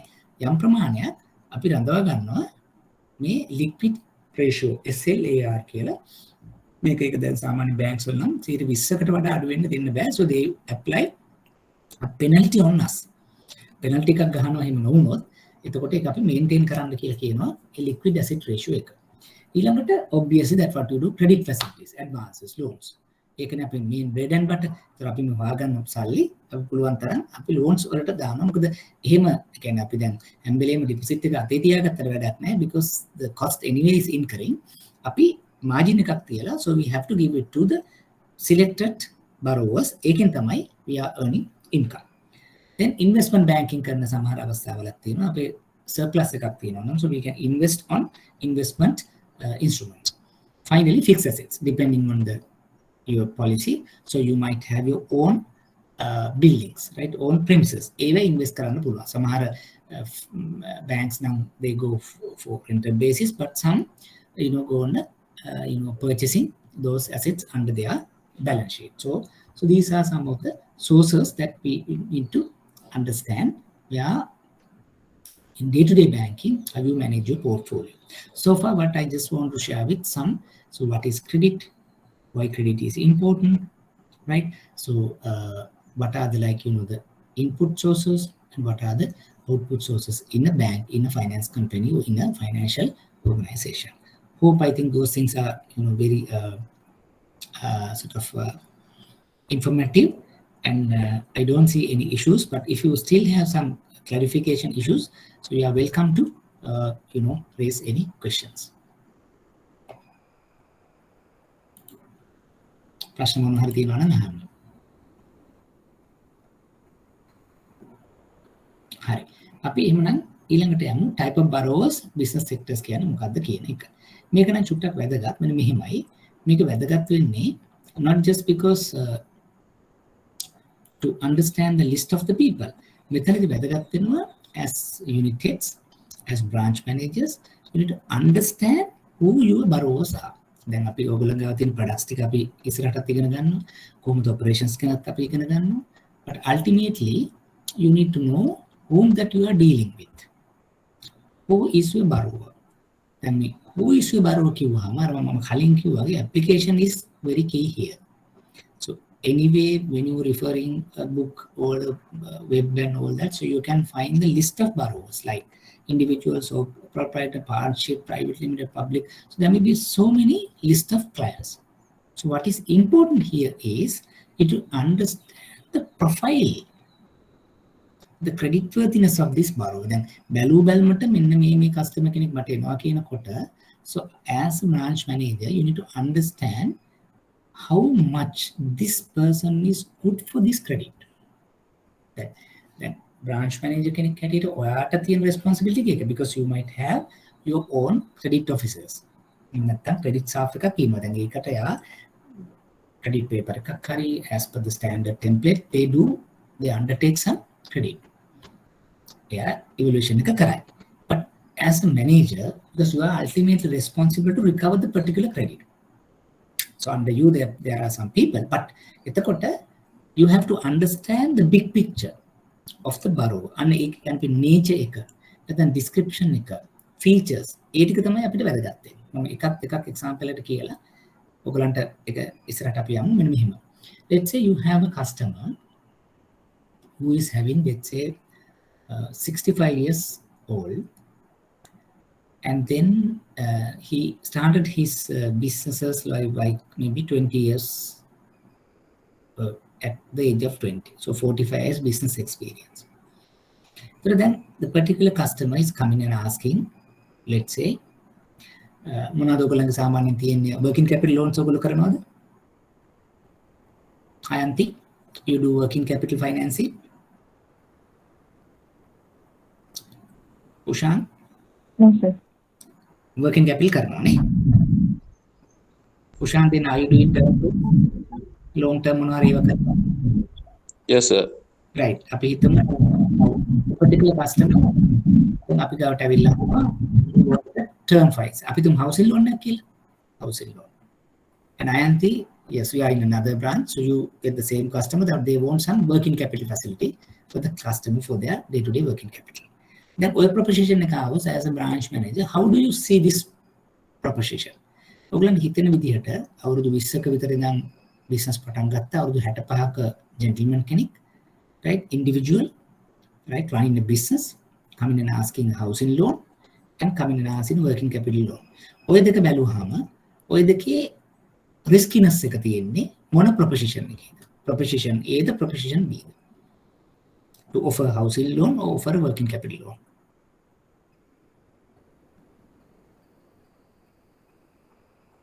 Because that's a big question that you need to answer. Then ඔකට ඒ question එක ඔළුවෙන් ඇවිල්ලා ඒක අපි ඔළුවට ආවම තමයි අපි credit officer එක්ක, right, you go and collect this information. So අර එක විනාඩියක් දෙකක් තුනක් ඇතුළත අපි ඔළුවට යම්කිසි ගන්න දෙයක් තියෙනවා. ඒක තමයි branch manager කෙනෙක් හැටියට ගොඩක් important වෙන්නේ. දැන් nitty-gritty වලට යන්න ඕන තරම් කට්ටිය ඉන්නවා.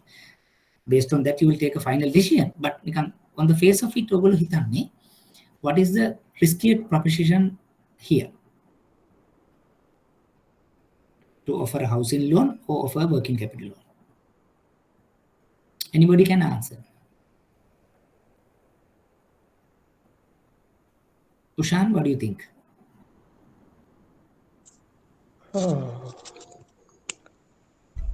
Working capital loan is better than a housing loan. Housing loan, right?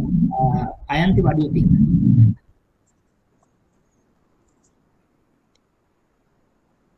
I think housing loan is better.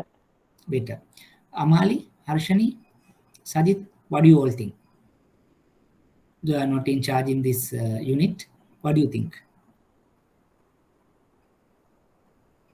Of Working housing capital loan is better, sir. better. Okay. Harshani, Sajid, any contradictory view, or are you in line with what Amali and Ushan says, or are you in line with Ayanti opinion?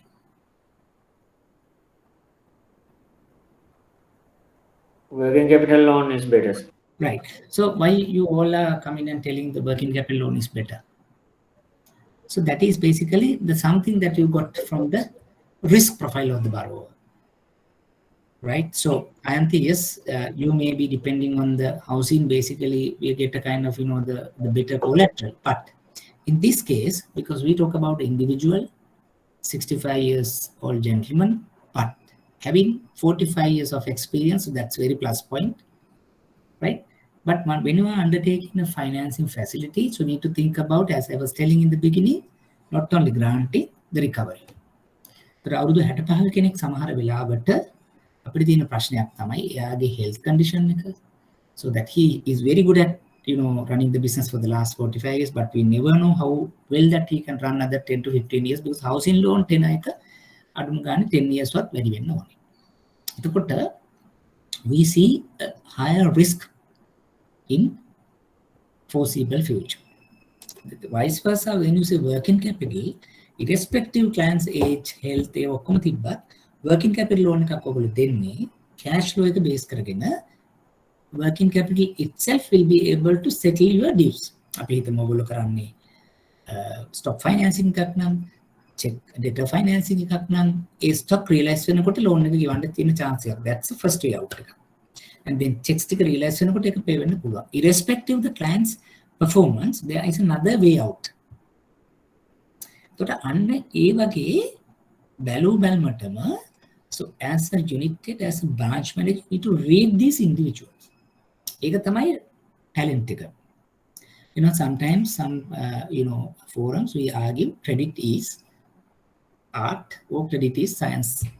ඔය දෙකෙන් අපි කොතනද pitch වෙන්නේ කියලා බලනවා. But we can't say it's only art, we can't say it's only science. ඇත්තටම science එක තුලින් develop වෙච්ච art එකක් හැටියට තමයි අපි credit එක දකින්න ඕනේ. So as a branch manager, you need to know what is science, but better you need to know what is art.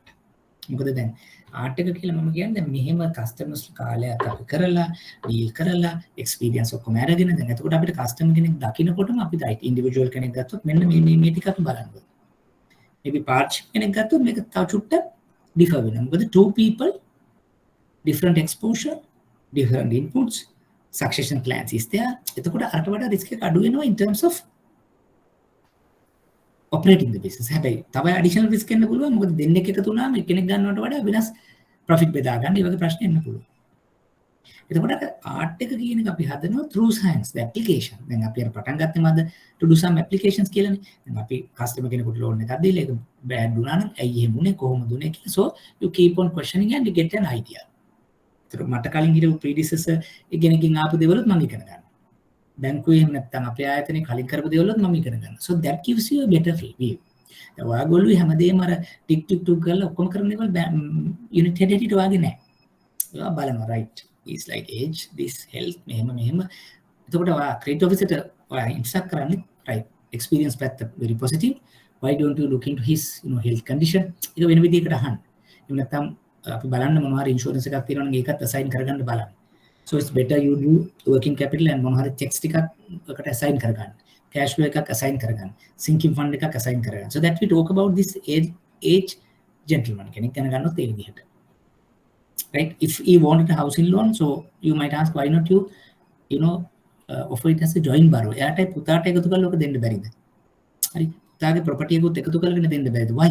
You see some risk in terms of performance. ඒතර අන්න ඒ වගේ එකක් තමයි මේ type of borrowers ලා හැටියට ඔයා දකින්න ඕනේ. Right? එහෙම නැතුව අපි මේකේ features ටික මේක ඒක කටපාඩම් කරා කියලා අපිට වැඩක් නැහැ. That is good for exam, but for practical application lending අපිට ඕනේ අන්න ඒ වගේ vision එක. Because we don't have much time. We have very limited time in onboarding the customer. I mean, making a kind of an initial first impression. පස්සේ we can take time. අර ඊට පස්සේ මේ අරගෙන ක්‍රිබ් එක hall කරලා bank references අරගෙන නැත්නම් අපේ පරණ loan එක කොහොමද settle කරේ කියලා බලාගෙන. So those things we can do in later. But most important thing is, so you need to read the client. You have to do first impression right. එහෙම නැත්නම් දැන් යාට මේ ටික right අපි මෙහෙම කරලා options 3ක් 4ක් වාට දෙන්න පුළුවන් මට්ටමකට you need to develop. That could be done. දැන් මම මේ කියන්නේ අර දැන් සමහර වෙලාවට whenever we undertake our jobs ඒ කාලේ we don't have this much of competition. කිසි කරදරයක් නැහැ. එහෙනම් දැන් අපි loan එකක් customer කෙනෙක් ඉල්ලුවත් එයා මාස ගාණක් බලන් හිටිය loan එක approve වෙලා දෙනකම්. දැන් එහෙම නෙවෙයි. Client wanted the loan yesterday. අද ඇවිල්ලා නිකන් ඊයේ loan එක ඕන විදිහට තමයි they are negotiating. කියන්නේ the competitive is also such that everybody is trying to please your customer if the customer is very good. So then අපි ඒ customer read කරගන්න එක තමයි අපේ තියෙන bestම එහෙම නැත්නම් difficultම task. For that you need to be ready because you are heading the unit. දැන් ඔයාට එක miss වෙනවා කියලා කියන්නේ ආයේ client අපව අපි ගාවට එන්නේ නැහැ.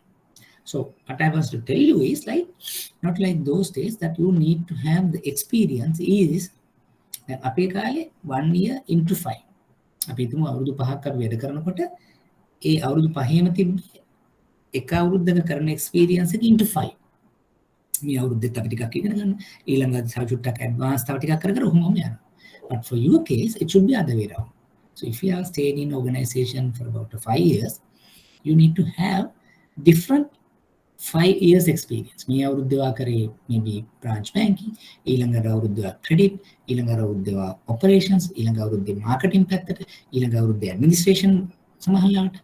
So like that, so maybe profit center management, relationship, then අලුත් දෙවලුත් වෙනතර ඒ අවුරුදු 5ට පස්චාතික experience ගන්න එක තමයි better අවුරුදු 5 එකක් master කරනවට වඩා පස් ගුණයක්. So that's what the present manager requires, because competitive. Interview එකට ගියත් වෙන තැනක වෙන organization they might ask various questions. දැන් ඒගොල්ලෝ කොහොමද අහන්නේ සමහරලාට දැන් ඔයා මේකෙම හිටියා නේද දැන් එතකොට අනිත් පැත්තව කොහොමද කරන්නේ because you don't have that experience නේද කියලා අහනවා. But practically very difficult how you get those experience. දැන් සමහරලාට branch operations කරනකොට maybe credit is another pillar. ඒක ගන්න ටිකක් අමාරුයි. But එහෙම කියලා ඉවර වෙලා you can't say no that's I will do when you give කියන කතන්දරේට වැඩ කරන්න බෑ. දැන් වැඩ කරන්න අපිට chances එන්නේ නැහැ. So you somehow you try to manage that experience also. Then එකම අනික දැන් මෙතෙන්ට ඇවිල්ලා ඔයගොල්ලෝ දැන් when you say branch operations ගැනම අපි focus කරගෙන ඒකේ master වෙනවත් එකම but I want to share the credit piece as an introductory session here because it's a part and parcel of your job. Now underwriting කරේ නැති වුණාට credit එක evaluate කරේ නැති වුණාට approve කරේ නැති වුණාට because it's coming under your purview. Somebody is working for you on behalf of you to support the growth of the bank branch. එතකොට if you know something, if you give an value addition to the particular person in your unit, then it's a win-win. දැන් හරියට තේරෙන්නේ නැති එක ඔයා කලින් ඉඳන් read කරොත් then with the customer coming and sitting in front of your credit staff and so giving some feedback, but being outsider so you see some behaviors අපි ඉස්සරහට ඒවට ඉගෙන ගමු. So how you behave, how you speak, right, how you manage this thing, right? So that will give a good feedback. So ඒකෙන් මාටරයට කියන්න පුළුවන් මෙන්න මෙයාගේ මම මේවා ටික දැක්කා. So you work on those things. යන්න විසිට් එක. ගිහලා බලන්න මෙන්න මේ ප්‍රශ්නත් අහන්න. මේ ටිකත් අහන්න. So that is the the input expected from the branch head manager, unit head. So that's the future role of the branch manager. Yes, those days people speak about manager, branch manager, 90% on marketing. පුළුවන් තරම් customers ලගේ එන්න හොඳට කතා කරන්න එහෙම කියලා. දැන් එහෙමද තියෙන්නේ නැහැ. The relationship banking then තියෙන්නේ. So you need to know A to Z from the client to the product to the process to the people management and ඔක්කොම. මම හිතන්නේ ඔයගොල්ලෝ දැන් ටික කරනවා ඇති. I mean it's not easy. ගොඩාක් අමාරු task එකක්. So to manage the internal customer, external customer දෙකම. Right? Then when you send the proposal to the maybe center for approval, center for the limit marking. So you are waiting them to do it. හැබැයි වාගේ ඉස්සරහ තමයි customer will ඉඳ ගන්න. මාත්‍යෝ මගේ loan එක තාම නැද්ද? දැන් මාසයක් ගියා දෙකක් ගියා ඔයගොල්ලන්ට බැරි නම් කියන්න. So to manage this guy also and manage the other customers also, peers, network ඔක්කොම manage කරන්න ඕන while you have to get the support from head office. That's basically the present environment is. ඒකෙදි මේ කියන knowledge එක හරි important. දැන් මම එක කියන්නේ සමහරවිට අපි අර එකම පැත්තක අපි හිතන්න එපා දැන් ඔයාට තියෙන මෙන්න මේ ටික තමයි so I need to do කියන තැන නතර වෙන්නේ නැතුව try to get more and more information. credit එක structure කරන එක ඔයා දැනගත්තොත් legal documentation ගැන ඔයා දැනගන්න ඕනේ. administrations වලදී ඔයා මොනවද වෙන්නේ කියලා දැනගන්න ඕනේ. customer onboarding, marketing, business development වලදී අපි can target market පොඩ දන්න ඕනේ. Then your life will be easy. It's easy to manage your top, manage your superiors. Let's say you send a proposal to the head office. Right? So head office එකේ කෙනා UI ගත්තොත් දැන් දෙකකින් දැන් ප්‍රශ්න ටිකක් අහනවා. එයා අහන පළවෙනි ප්‍රශ්න පහටම ඔයාට තියෙන yes උත්තර නම් නැත්නම් ඔයාට තියෙන confident උත්තර නම් right, then he put his signature. එහෙම නැත්නම් හරි boss මම මෙහෙමයි මම බලලා කියන්නද මම ගිහිල්ලා කතා කරන්නද well send it. එහෙම වෙනකොට මොකද වෙන්නේ? He is not confident enough. Means you are not prepared. හැබැයි let's say you have done your homework. You know a bit of credit. You know what is 6 C's or 5 C's. You know a bit of operations. It's common you say market minimum. Overall, yes, we know there is an issue, but regional market, he is number one. His top customers are like this. Customers. I have got the reference from them, how the product durability and all that. That's, gave the invest like confidence boost on your of the superior. And ඒ වගේ තැනකට එන්න බලන්න. So that's what generally we need. You can, because the training that you're trying to undergo, so have that sort of inputs.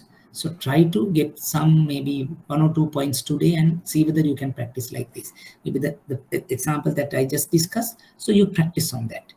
Then borrow කෙනෙක් එනකොට එයාගේ type එකත් එක්ක එයාගේ initial features එක ඔයා compare කරන්න. Now similarly, now let's say when you talk about companies, we talk about companies are better than individuals කියලා අපි කියනවා. ඇයි? Legal personality, so that's all our theory. හැබැයි ඔයා හිතන්නකෝ ඒ company එක පිටිපස්සේ ඉන්නේ එක individual කෙනෙක් නම්, for the legal, for the theoretically, company is better than individual. Correct. But හැබැයි ඒක පිටිපස්සේ ඉන්නේ එකම එක individual කෙනෙක් නම්, අර අපි කියන individual කෙනෙක් ගාව තියෙන ඔක්කොම weaknesses ටික එතන තියෙනවානේ. succession plan ප්‍රශ්නයක් වෙන්න පුළුවන්. එහෙම නැත්නම් එයාට පස්සේ business එක එයා නැති වෙන වෙලාවක කොහොමද කරන්න කියන එක. එහෙම නැත්නම් quick decisions එයා ගන්න පුළුවන් company නමට දාගෙන එයා තනියම decision එක ගන්න. එයාගේ expertise ගත්තොත් ඒ company නමට තිබ්බත් ඒ expertise එච්චරයි. එයාගේ qualifications එච්චරයි. So similarly, when you say the company, behind there is a person, so similar proposition නේ. තනි එක්කෙනෙක්වත් මේක එක්කෙනෙක්වත්, so ඒක you need to understand. So like that, you need to know the borrowers, especially the background, nature, operation, and the risk they are having. එතකොට how much credit worthy කියන එක තමයි ඔයා මේ borrower ගේ type එකෙන් ඔයගොල්ලෝ දැනගන්න ඕනේ. Okay. Any questions, you can raise it, right? ඔයගොල්ලන්ගේ experience තියෙනවා නම් ඔයගොල්ලන්ගම හරි client කෙනෙක් එහෙම ඇවිල්ලා ඔයගොල්ලන්ට තේරුම් ගන්න බැරි අවස්ථාවක්, එහෙම නැත්නම් ඔයගොල්ලෝ ගත්ත feedback එකක්, if you feel that is good to share, please feel free to share here.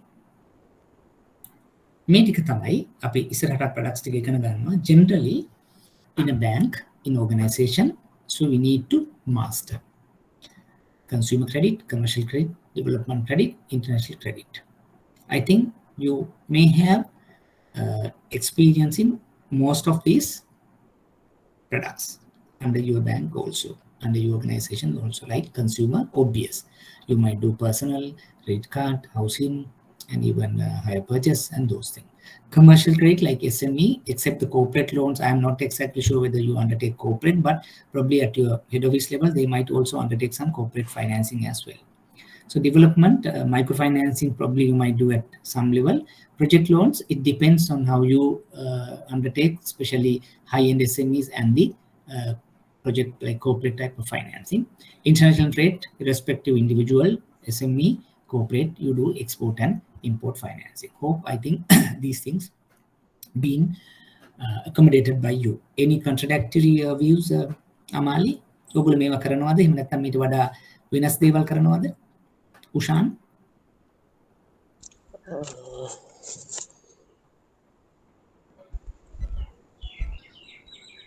Some are familiar, sir, otherwise not familiar. හරි. මොන වගේ දේවල් කරන්නේ නැතිද? Project loans. Right. Project loans might not be they a bit of product, ගොඩක් වෙලාවට ඔයගොල්ලෝ කරන්නේ නැතුව. But rest I think personal housing, SME, trade finance, ඒ වගේ ඒවා familiar, sir. ඒවා we will discuss those things just to become all since that we speak of some borrowers. So these are the type of the products that you need to be aware with in the day-to-day, the lending purposes. Having said that, we'll take you through quickly on the purpose of advances, right? මේක මම කියන්න ගියේ මෙන්න මේ මෙතන important එක මම කියන්න. So being a branch manager, you need to understand what are the areas of lending. So why that we need to understand this is, so when you go to the next slide, so under e-trade, it will say what are the particular sub areas that you can select. This is important, especially in the context of what's happening in our environment. Then, අපි මේ දවස්වල ඉන්නේ post pandemic. එතකොට ඒ post pandemic environment එකක due to various micro and macro reasons, we may not be able to undertake some sector financing to some clients in some sectors. But ඒක understand කරගන්න එක තමයි as a branch manager කෙනෙක් හැටියට අපි මුලින්ම කළ යුත්තේ. Maybe head office time to time would update us on the developments in the particular sectors and segments. But in addition, in the area that you are operating, so you may have very picked or maybe selected lucrative, attractive sectors. Example, I may agree. So if you are into Northwestern, North Central, නැත්නම් ඌව ඒ වගේ පැතිවල ඉන්නවා නම් ගොඩක් වෙලාවට agri related තමයි අපි වැඩිපුර යා යුත්තේ. But you may be in like western, you may be like closer to Gampaha Kalutara, so there may be some industries also that you can work with. And maybe into the coastal area, the tourism could be a very attractive sector. එතකොට ඒ sectors වල ඒ මොනවද attractiveness එක කියන එක දැනගත්තාම අපිට ලේසි අපේ lending products ඒගොල්ලන්ට meet කරවන්න. So we'll take one like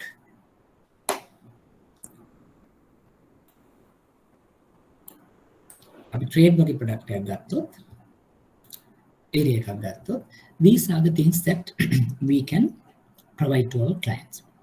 Wholesale trading, retail trading, import export, dealership, distributionship, services like technical, professional, restaurant person, transportation, contractors, pledge like especially vehicle importation, so real estate. So these are the sectors that we can have a look.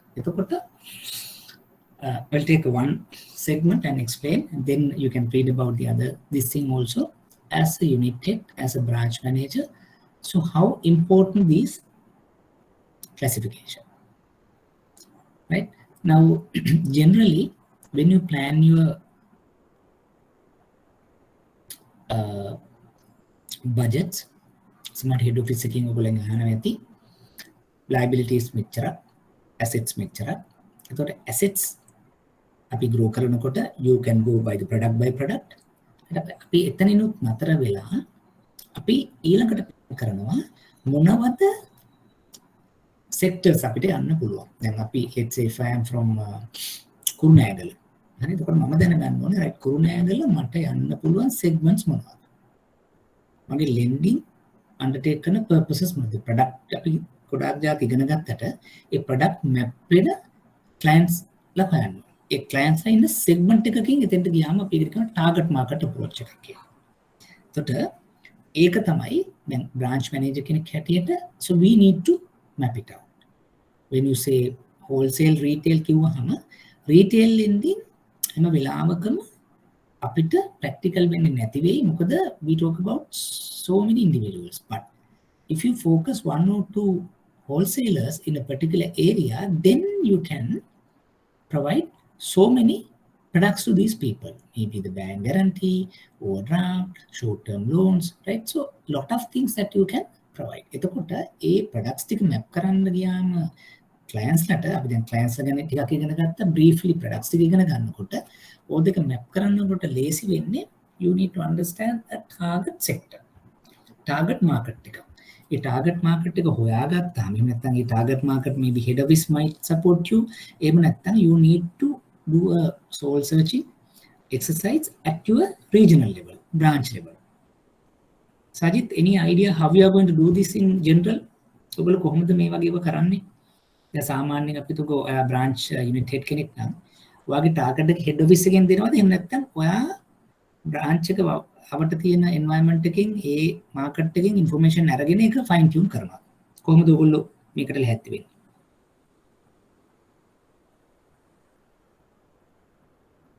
Any input, Sajit? Ushan? How we are going to do this?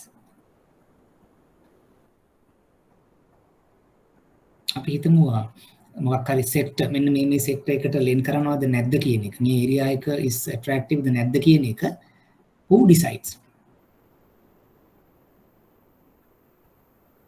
Harshani, Ayanti, Amali, any input?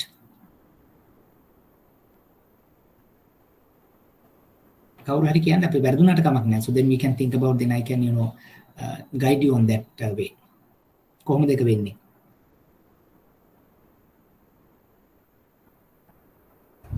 ඒක sir facility amount එක අනුව තමයි decide වෙන්නේ. Facility amount එක අඩුයි නම් branch එකෙන් decide කරන්න පුළුවන්. වැඩි නම් evaluation department එකට refer වෙනවා. හරි. දැන් මම මේ කියන්නේ එතෙන්ට එන්න කලින් අමාලිය આવොත් let's say so you are which area you are presenting, which unit? District එකයි Moratuwa branch. Moratuwa branch. So that's a western province. අපි හිතමුකෝ Moratuwa, we know there are a lot of furniture manufacturers ඉන්නවා. හරි. So timber. So ඒ වගේ වෙලාවක let's say අපි හිතමු, I am going to tell you here is more scientific approach. Let's say the client want 10 million කියලා. දැන් client කෙනෙක් හොයාගෙන ගිහිල්ලා හරි නැත්නම් client කෙනෙක් bank එකට branch එකට ඇවිල්ලා අපි කරනවට අමතරව what you can do is, being a branch manager, you can do some homework. ඒ කියන්නේ අපි හිතමු first place දැන් අපි මොරටුව ගත්තොත් there are some the very good industries. අපි ගමු timber ඔය manufacturing කරනවා. තව එතන ඒ timber එකේම තියෙන manufacturers ලා ඉන්නවා, import කරලා distribute කරනා ඉන්නවා, distributors ලා ඉන්නවා. So that's on the timber. ඊළඟට there may be some clients, I'm not sure that whether they have into the fisheries පැත්තේ ටිකක් ඇති, not great, but ඔයගොල්ලන්ට තව ඒ පැත්තේ ඉන්න පුළුවන් distributor වගේ. ගොඩක් වෙලාවට ඔය ලොකු company වල distribute කරන කට්ටිය ඇති. So now we let's say identify distributors and manufacturers on timber කියලා අපි හොයාගන්නවා කියලා හිතන්න. So what I want to tell you is then එක rather than just walking through a client and නැත්නම් නිකම්ම client කෙනෙක් pick කරනවට වඩා what you could do is see whether what are the potential business segment in your area. දැන් ඒක වාට කරන්න පුළුවන් එකක් තමයි maybe you have some existing clientele and එතකොට ඒකේ ඔයගලන්ට බැලුවොත් client ලගේ නමත් එක්ක client sectors අපි දානවා නම් මොන sectors වලද කියලා ඔයගලන්ට දෙන වැඩිපුර මොන sector එකේ ඉන්න clients ලා ඉන්නේ. එහෙම නැත්නම් portfolio එකේ segment එකක් ගත්තාම sector composition එකේ මෙන්න මේ industries වල customers වැඩිපුර ඇති. So that means the potential. A in house. එහෙම නැත්නම් අපිට සාමාන්‍ය අපිට මොකක් හරි තියෙන trade organization එකක් එක්ක එහෙම නැත්නම් මොනවා හරි උතන business community එකක් එක්ක, then you can initiate a chat and say what are the potential industries, potential segments. So අන්න ඒ approach එකේ ගිහිල්ලා then you can target who are the top 10 clients there. අපි හිතමු වක්කරඹ, so we have so many good customers. එතකොට සමාන වෙලාවට උඩම ඉන්න දෙන්න තුන් දෙනා වාට target කරන්න බැරි වෙයි. They might be already banking with in very good terms with top bankers, but ඊළඟ level එක maybe you can target it. Then what you could do is, rather than waiting them to come to your door, you have some products. That are working capital, high purchase, leasing. So some products which can be given to these type of individuals and the businesses. There are what you can do more proactively. What Amali, the point I want to highlight. Right. So similarly, others also, like now, let's say is somebody from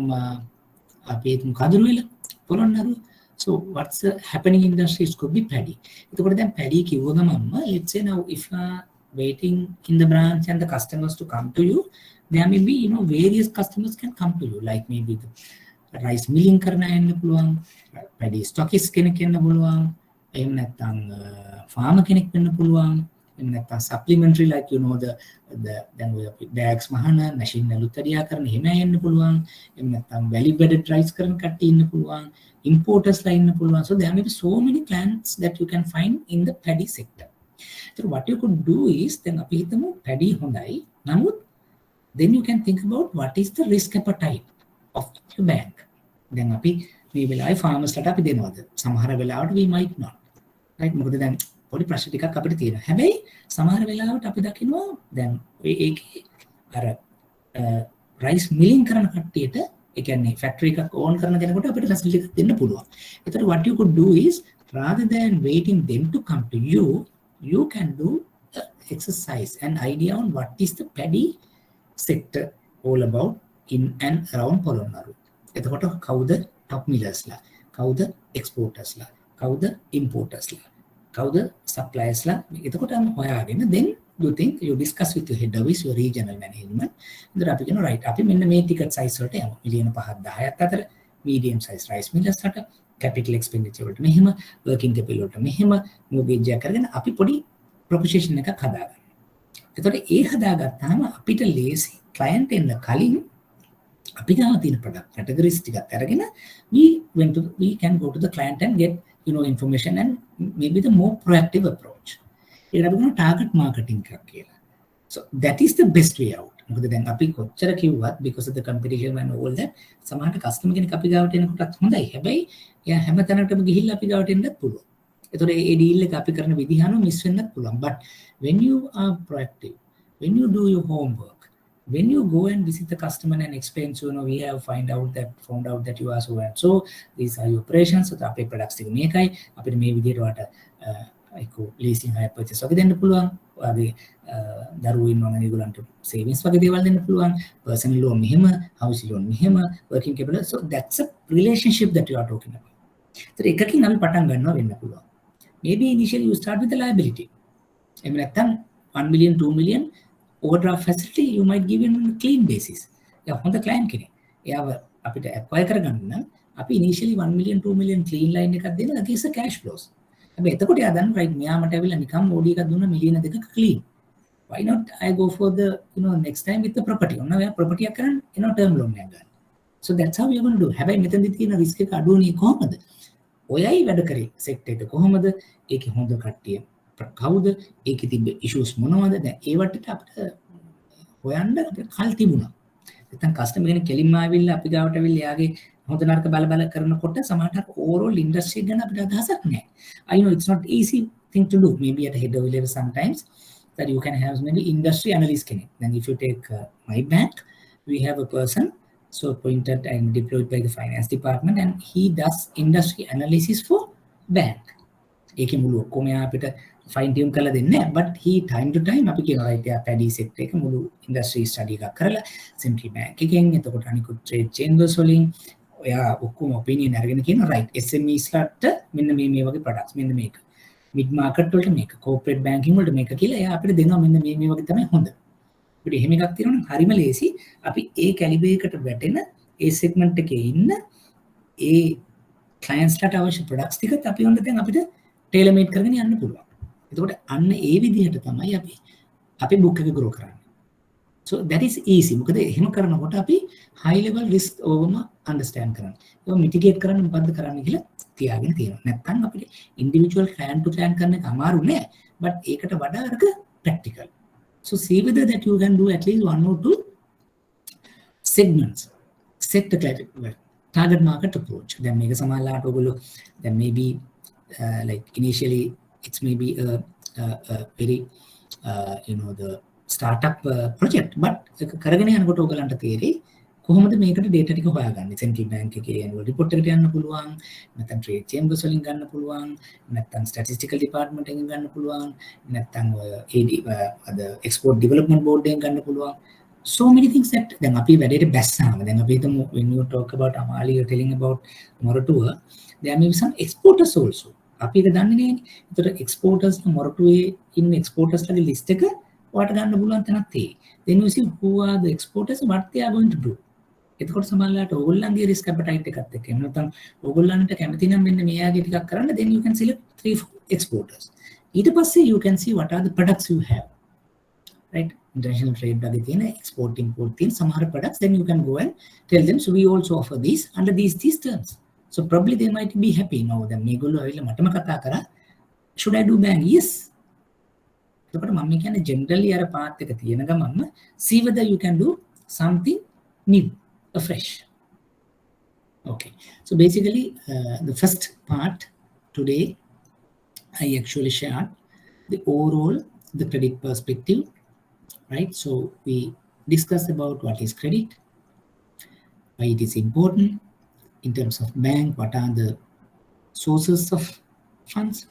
What are the uses of funds? And then we briefly talk about the credits that we day-to-day practicing. and we take one area or sector, right? And then we discuss about how you can start something target marketing approach, right? And then rest of the one, I'm not going to do that. You can, read a bit because in order to preserve time, right? So this is basically the overview of the particular, the credit aspects which is relevant to a branch manager unit at a higher level, because it's one of the main part of your day-to-day functions. So any questions so far? Anything that you need to clarify? මොන හරි පැහැදිලි කරගන්න එහෙම නැත්නම් තේරෙන්නේ නැති කොටසක් මොන හරි තිබුණාද පළවෙනි කොටස තුල?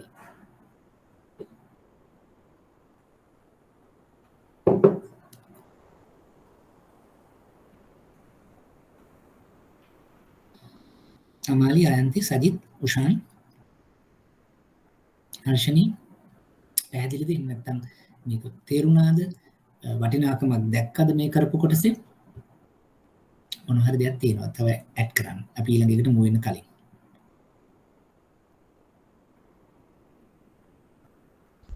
පැහැදිලි sir. Right. Anything to add on your experience, Ushan? Ushan, which branch? Ragam branch sir. Ragam. එතකොට උෂාන් ඔයාලගේ දැන් ඒ ගත්තොත් assets liabilities දෙකම පුළුවන්. ඔව් sir. Right. එතකොට asset products වලින් මොනවද වැඩි කරලා බලන්න තියෙන්නේ? Vehicles and mortgage properties. දැන් mortgage properties කියලා කියවම ඔයගොල්ලෝ property mortgage කරගෙන industries වලට නැත්නම් businesses වලට loan දෙනවා. ඔව් sir. ඒක term loan වෙන්නත් පුළුවන්, working capital loan වෙන්නත් පුළුවන්. Right. ඒතර evaluations කරනවා branch level එකේදී ඔයාලට involve facility නැත්නම් කොහොමද ඒක දාන්න? branch level එකෙනුත් වෙනවා. ගොඩක්ම head office එක හරහා තමයි වෙන්නේ. ඒක data collection ඒවා ටික එතකොට information collect කරන paper collection එනවා ඔයගොල්ලෝ branch එකේ. ඒ branch එක කළා head office එකට යනවා ඒක limit එක අනුව තමයි sir depend වෙන්නේ. limit සාමාන්‍ය මිලියන කීයක් වගේ branch එක කරනවා? 2.5 million වගේ branch එකකින් පුළුවන්. branch එකකින්. So about that head office. එතකොට maximum loan size එක අර branch එකේ කීයක්? මිලියන 15ක් කරපුවක් තියෙනවා. 10 million වගේ. 10 million වගේ තියෙනවා. portfolio කොච්චරද branch? portfolio lending portfolio 1 billion වගේ තියෙනවා sir. Oh, it's very great නේ. ප්‍රමාණයක් 1 billion. ඒකේ තියෙනවා routine leasing, hire purchase, personal loan, car ඔක්කොම තියෙනවා. ඔක්කොම තියෙනවා. Right. එතකොට ඔයා responsible liability food එකට. ඔව් sir. Right. එතකොට ඒකට support කරන්න liability පැත්තට cover වෙනවා, credit පැත්තට cover ඉන්නවා sir. Right. So are you all visiting the clients? මොනවාරි information එකක් කරලා business එක බලන එහෙම වැඩ කරනවා visit කරනවා. අපි නම් ගොඩක් operation එක මත තමයි මේවා වෙන්නේ. ඒ branch and marketing staff තමයි visit කරන්නේ බොහෝ දුරට. ඔයාලට ඒක ටිකක් ඔයාලා යනවා ටිකක් අඩුයි. බොහෝ දුරට අඩුයි sir. Right. එතකොට credit වගේ experience ඇවිල්ලාම නැද්ද ඔයගොල්ලන්ට සාමාන්‍යයෙන් ඔයගොල්ලන්ගේ තියෙනවා. මොකද මම හිතන්නේ ගොඩක් අය අපි work කරලා තියෙනවා credit officer විදිහට. එතනදී evaluation පැත්ත, documentation part එක හැමදේම අපි බලනවා කරලා තියෙනවා. දැනටත් නොකරනව නෙමෙයි. දැනටත් අපිට approval තියෙනවා. Right. Okay. දැන් මට නිකන් අදහසක් ගන්න මොකද වෙලා තියෙන්නේ. ඒ වෙලාවට දැන් operations එක කියාගෙන පොඩි කැටුවක් අපිට තියෙනවා. ඒකේ පැත්තට යාගන්නවා කියන එකේදී branch manager level එකට යනවා නම් අර පාස් fees වෙනවා. රෙජිස් කියන කෙනෙක් ඉන්නේ සාමාන්‍ය branch එක වල වෙන්නේ. ඔව් sir. Right. මෙතන අපේ covering එක branch එක ලක් covering එක branch manager වල කට්ටිය. එතන ඔක්කොම ඉන්න ඔයගොල්ලෝ operations එක තමයි. ඔක්කොම ඉන්නේ sir operation staff. operation in charge la. එතකොට ඔයාලා report කරන branch manager. branch head අපේ වෙනම segment එකක් තියෙන ඒ විදිහට යන්නේ. අපිට ඔයගොල්ලෝගේ දැන් මොකද branch manager කෙනෙක් නැති units තියෙන්නේ.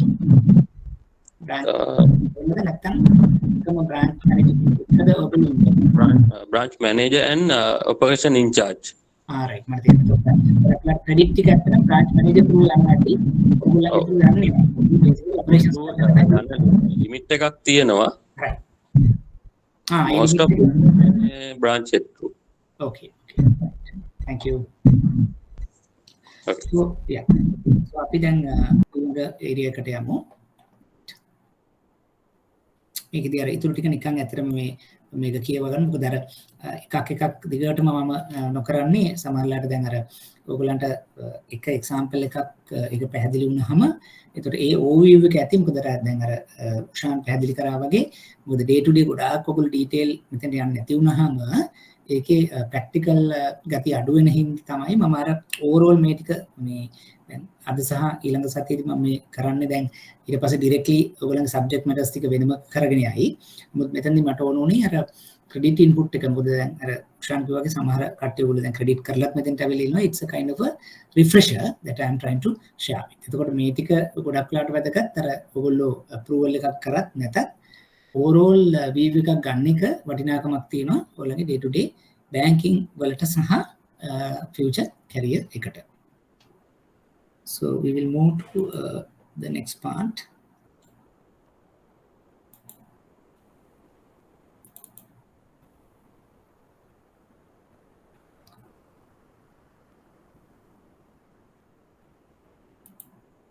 Meekedi api will try to discuss about guidelines for good lending and the classification of credit facilities කියන එක අපි කතා කරමු. Before that I think we'll take a quick break since we have continuously do.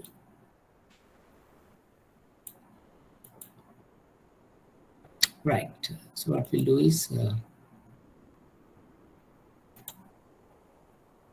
so we'll take a 10 minutes break. We will join 10:25, 10:30.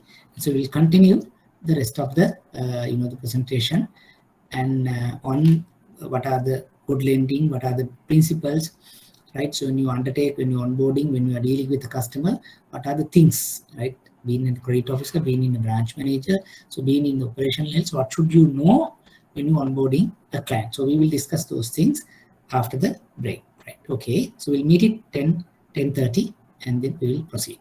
Thanks.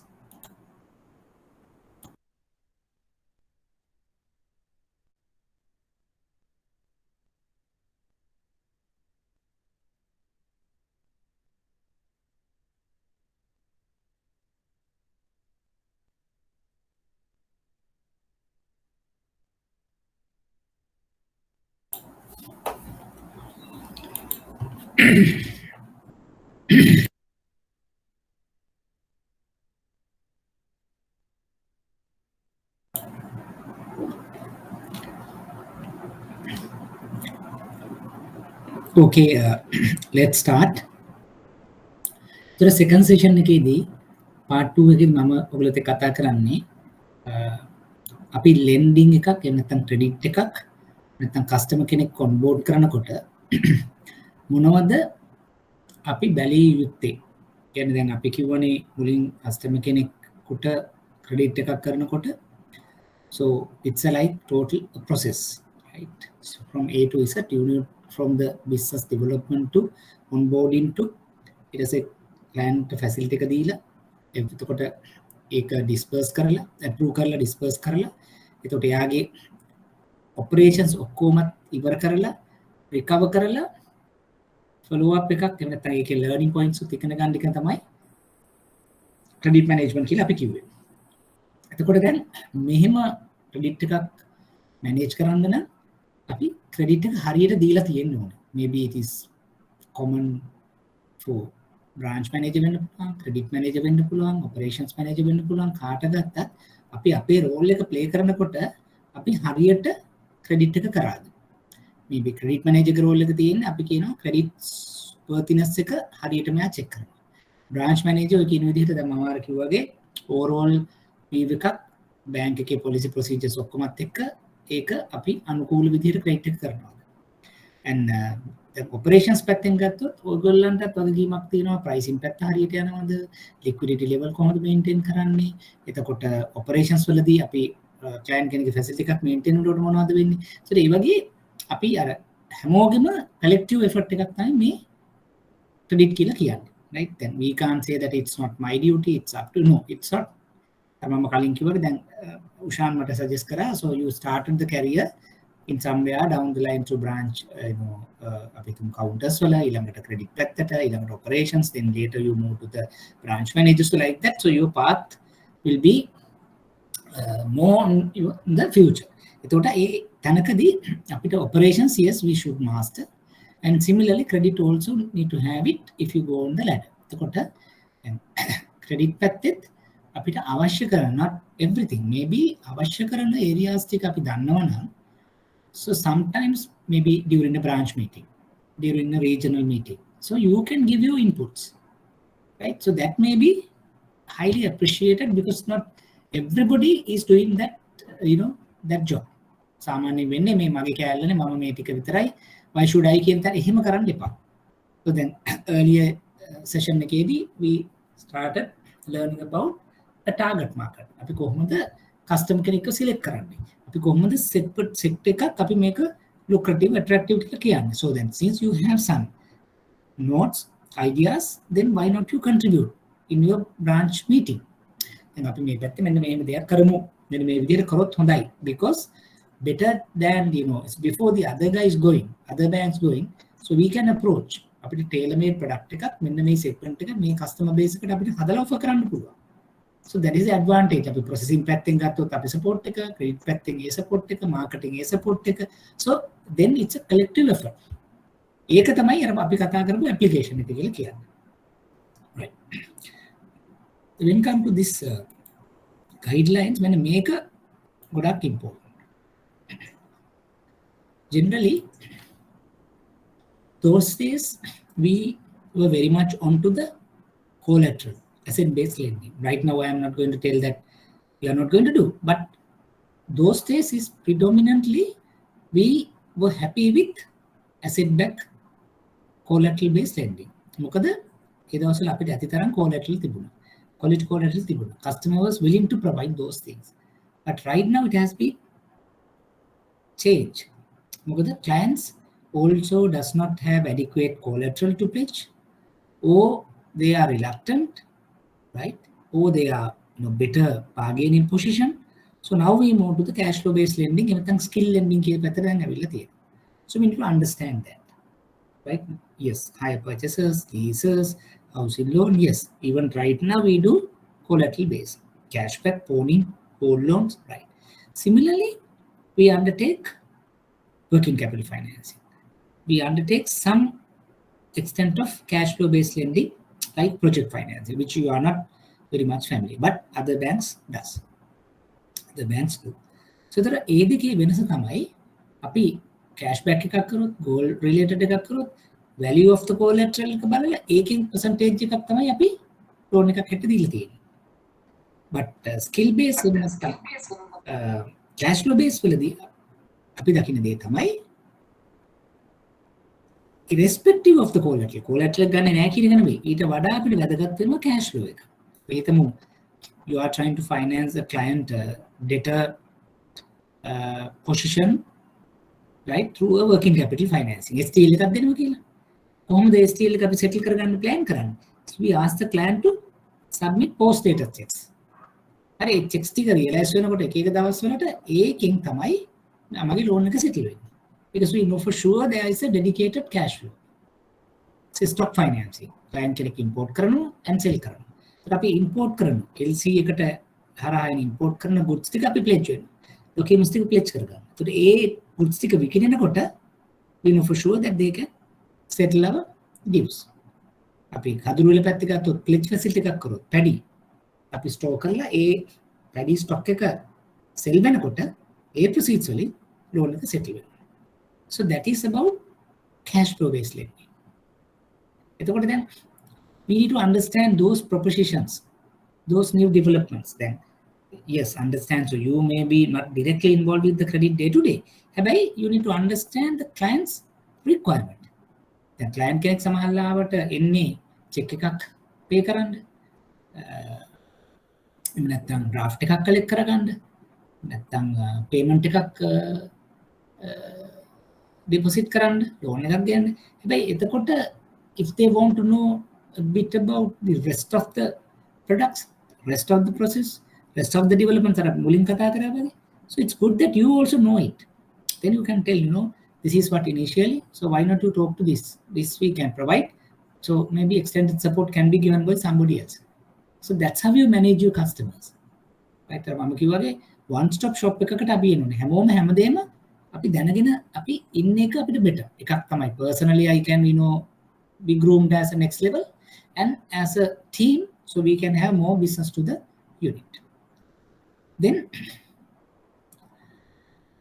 ways out කියලා කියනවා. අපි when we give a loan to a client, our expectation is to repay the capital, interest, and the relevant charges. එතකොට first way out, second way out, third way out කියලා කොටස් ටිකක් තියෙනවා. The first way out is basically cash flow. So if we provide a loan to a client, we expect the client to repay the debt from the cash flow generated from the business. එතකොට දැන් irrespective of the security, we prefer client to service our debt from the cash flow is going to generate for the next few years using our proceeds. මොකද අපි loan එකක් දීලා ඒක working capital වෙන්න පුළුවන්, term capital වෙන්න පුළුවන්. ඒකේ ආ business එකකින් invest කරලා එයාගේ regular profit එකක් එයා earn කරනවා. ඒ cash flow එකෙන් තමයි අපි loan එක ගෙවන්න කියන එක තමයි පළවෙනි proposition. Number 2, unfortunate situation, we might have to go to realize or go for auction depending on the circumstances. So then the collateral is important. The second way out we talk as the realization of the security. ඒකෙදි වැදගත් වෙනවා අපි ගන්න collateral එක මොකද්ද? Type එක, ඒකේ value එක, location එක, marketability, enforceability, so many things you need to look in the collateral. So we'll discuss in later features of the collateral. Collateral එකක් ගන්නකොට ඒකේ තියෙන වටිනාකම නැත්නම් ඒකේ තියෙන value එක කොච්චර ලේසියෙන් ඒක රියලයිස් කරන්න පුළුවන්ද? කොච්චර ලේසියෙන් ඒක කොසක් හැමදේට ගන්න පුළුවන්ද කියන දේ අපිට වැදගත් වෙනවා. ඒතර second way out එක අපි කියනවා collateral, realization of the security. Third way out එකකුත් තියෙනවා. So depending on the circumstances, we sometimes get personal guarantees, corporate guarantees as additional comfort. එතකොට පළවෙනි way out එකක් නැහැ, දෙවෙනි way out එකක් නැති වෙලාවක අපිට තුන්වෙනි way out එක හැටියට ඔය කියන personal guarantees වලට යන්න පුළුවන්. So sometimes you provide loans only against a personal guarantees. එහෙම products උත් අපි ගාව තියෙනවා. So first way out එක cash flow, second way out we don't have anything, but third way out is a personal guarantee, so we can claim for the personal guarantee. I know it's a tedious task, but it's a one option available. එතකොට generally අපි lending වලදී මෙන්න මේ කියන සාධක තුන ගැන සම්බන්ධ වෙනවා. ඊට පස්සේ we are trying to discuss lending principles and best practices. මෙන්න මේක තමයි ගොඩක්ම වැදගත් දෙයක්. This is not only important for branch manager to credit manager to even to the operations and everybody in the bank. මොකද if we are unable to practice these principles when undertaking credit, it is have a devastating impact for the total unit, region, bank, and finally economy and country. එතකොට අපි හැම වෙලේම ensure කරන්න ඕනේ මේ best practices එක ensure කරන්න as much as possible. lending වලදී අපි ඉස්සෙල්ලාම අපිට පුළුවන් නම් අපේ unit එකේදී අපේ particular credit transaction එකකදී මේක ensure කරන්න if everybody can do this as a collective exercise, then everybody in a win-win mode. So those are safety, liquidity, profitability, spread, purpose, end use, need-based funding, viability-based funding, own stake, national priority. There are 10 principles or best practices that we are trying to understand here. So we will take one by one and discuss with some examples. it's anyway, it is important as a overview of credit, introduction of credit when we undertake day-to-day financing.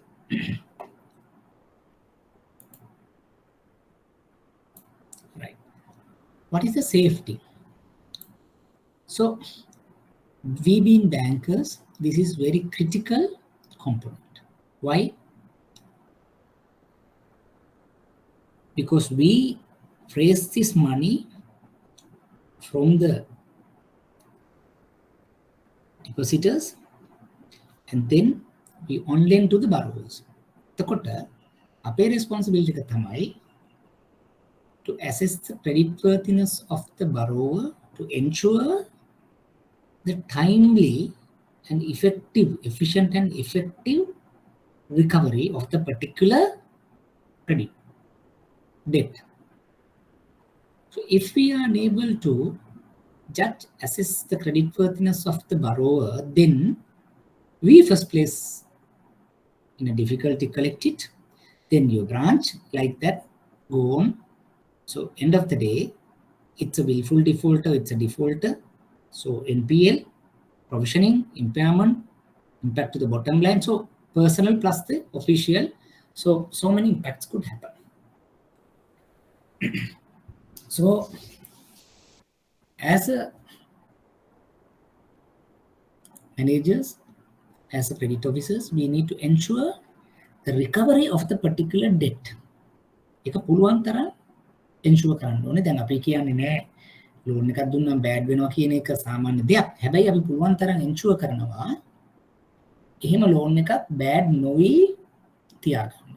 එහෙම loan එකක් default නොවි performing තියාගන්න. But it's very difficult task. It's a tremendous effort that we need to put, especially this situation. Now, time to time, and with us, pandemic impact.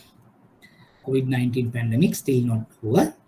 It has been, coming time to time, and the post-pandemic situation, the businesses have not revived as expected. Then they are in a difficulty service the debt.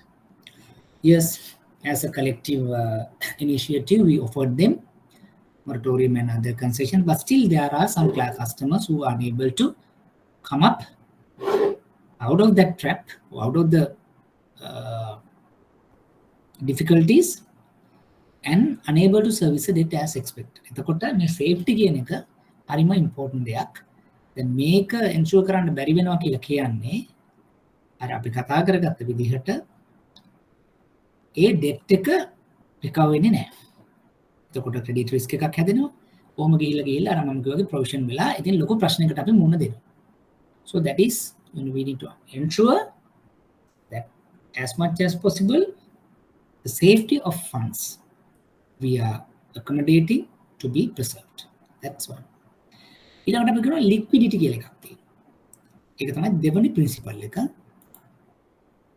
How we are going to do that? First place, the liquidity කියන එක දැන් අපි අනිත් පැත්තෙන් ගත්තොත් මෙහෙම හිතන්නකෝ personally we are working in the banks, so we get some money at the end of the month as our pay. ඒතර දැන් අපි ওই salary ටික වීදම් කරලා සමහරවිට අපි බැංකුවෙම තියලා purse එකේ තියන් කිසි කොටසක් තියලා අපි day to day spend කරන්න ගියාම අපි purse එකේ අපිට හිතමු යම් කිසි ප්‍රමාණයක් අතේ සල්ලි නැත්තම්, let's say we don't have debit card, so only cash is the instrument we have. එතකොට අපිට මොන හරි දෙයක් ගන්න ඕනේ, but we don't have money. Right? එතකොට ඊට පස්සේ අපි කල්පනා කරොත් immediately then we can go to bank and then we can get money. So unfortunately we don't have anything in the bank කියලා කිව්වොත් then we don't have anything. So we are in a difficulty. ඊළඟට කල්පනා කරොත් yes, if we have some overdraft cashback එකක් කර තිබ්බොත් ඒකෙන් ගන්න then so you can see how the liquidity works. Liquidity කියලා කියන්නේ අර අපි individual එකේ මම ගත්තේ ගොඩාක් හොඳ example එකක් නොවුනත් අපිට අපේ liabilities, අපේ obligations meet වෙන්න අපිට ඒ වෙලාවේ petty cash තිබුණේ නැහැ. purse එකේ සල්ලි තිබ්බේ නැහැ. Similarly bank එකක් ගත්තොත් bank එක කරන්නේ depositors ලගේ සල්ලි අරගෙන borrowers ට online කරනවා. ඒතර depositors ලා සල්ලි demand කරන වෙලාවක් ආවොත් අපි ගාව cash, near cash හරි මොනවා හරි liquidity liquid resources තියෙන්න ඕනේ ඒගොල්ලන්ගේව meet කරන්න. හරි ඒගොල්ලන්ගේ meet කරන්න නම් අපි අනිත් පැත්තෙන් timely collection දැන් අර safety කියලා කියන එක වගේම safety එකකින් දෙන අනිත් එක තමයි liquidity. timely collect කරේ නැත්නම් funds ටික මේ මාසේ එන්න ඕන ටික මේ මාසේ ආවේ නැත්නම් එකක් තමයි අපිට depositors ලගේ requirements meet කරන්නත් බෑ. අනිත් පැත්තෙන් reinvest කරන්න. මොකද මේ සල්ලි ටික අපිට තියාගෙන හරියන්නේ නැහැ. we need to do banking business නේ. එතකොට ඒ පැත්ත පේ කරනවා වගේම තමයි ආයේ මේ සල්ලි නියමිත වෙලාවට අරගෙන we need to give another loan. මොකද නැත්නම් income එක එන්නේ නෑ අර පැත්තෙන්. Because we are doing the continuous business in banking. එතකොට දැන් මේකත් අර අපි කිව්වා වගේ problem credit situation එකකදී. මේ වගේ post pandemic එකක තියෙන repayment risk එකක් තියෙන වෙලාවකදී NPLs record වෙනකොට high level provisioning higher provisioning වලට යනකොට we experience liquidity problems. So that's number 2, principle number 2. So එතකොට ඒකෙදී that everybody has a responsibility to support this. Then අපි ගත්තොත් operational staff වෙන්න පුළුවන්, credit staff වෙන්න පුළුවන්, head office staff වෙන්න පුළුවන්. So we need to understand this situation. අපි කොයි විදිහටද මේ collection එකට support කරන්නේ. නැත්නම් අපි හරි loan එක දෙන එක වෙන්න පුළුවන්. හැබැයි හරිම customers ලාට දුන්නා due to external reasons. දැන් අපි හිතනවානේ internal reasons හින්දා වෙන්නේ client management, client operations, production එහෙම නැත්නම් ඒ වගේ දේවල් හින්දා internally client කෙනෙකුට අපහසු වෙන්න පුළුවන් ණයක් ගෙවන්න. But externally government, political, environmental, macro එහෙම නැත්නම් global issues මේ වගේ natural man-made disasters, so many things. So ඒ හින්දා repayment එක කරන්න බෑ. ඒතකොට ඒ වෙනකොට liquidity එක ප්‍රශ්නයක් වෙනවා and safety එක ප්‍රශ්නයක් වෙනවා. So very important two principles we need to ensure as much as possible these principles are being protected, preserved if you want to do a good lending. Fundamentals has to be managed if you want to make sure that we do a proper good lending. If you have any issues, any clarifications, please raise.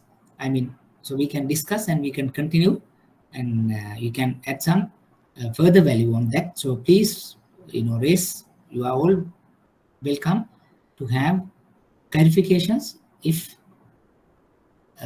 you are not very much understand these concepts.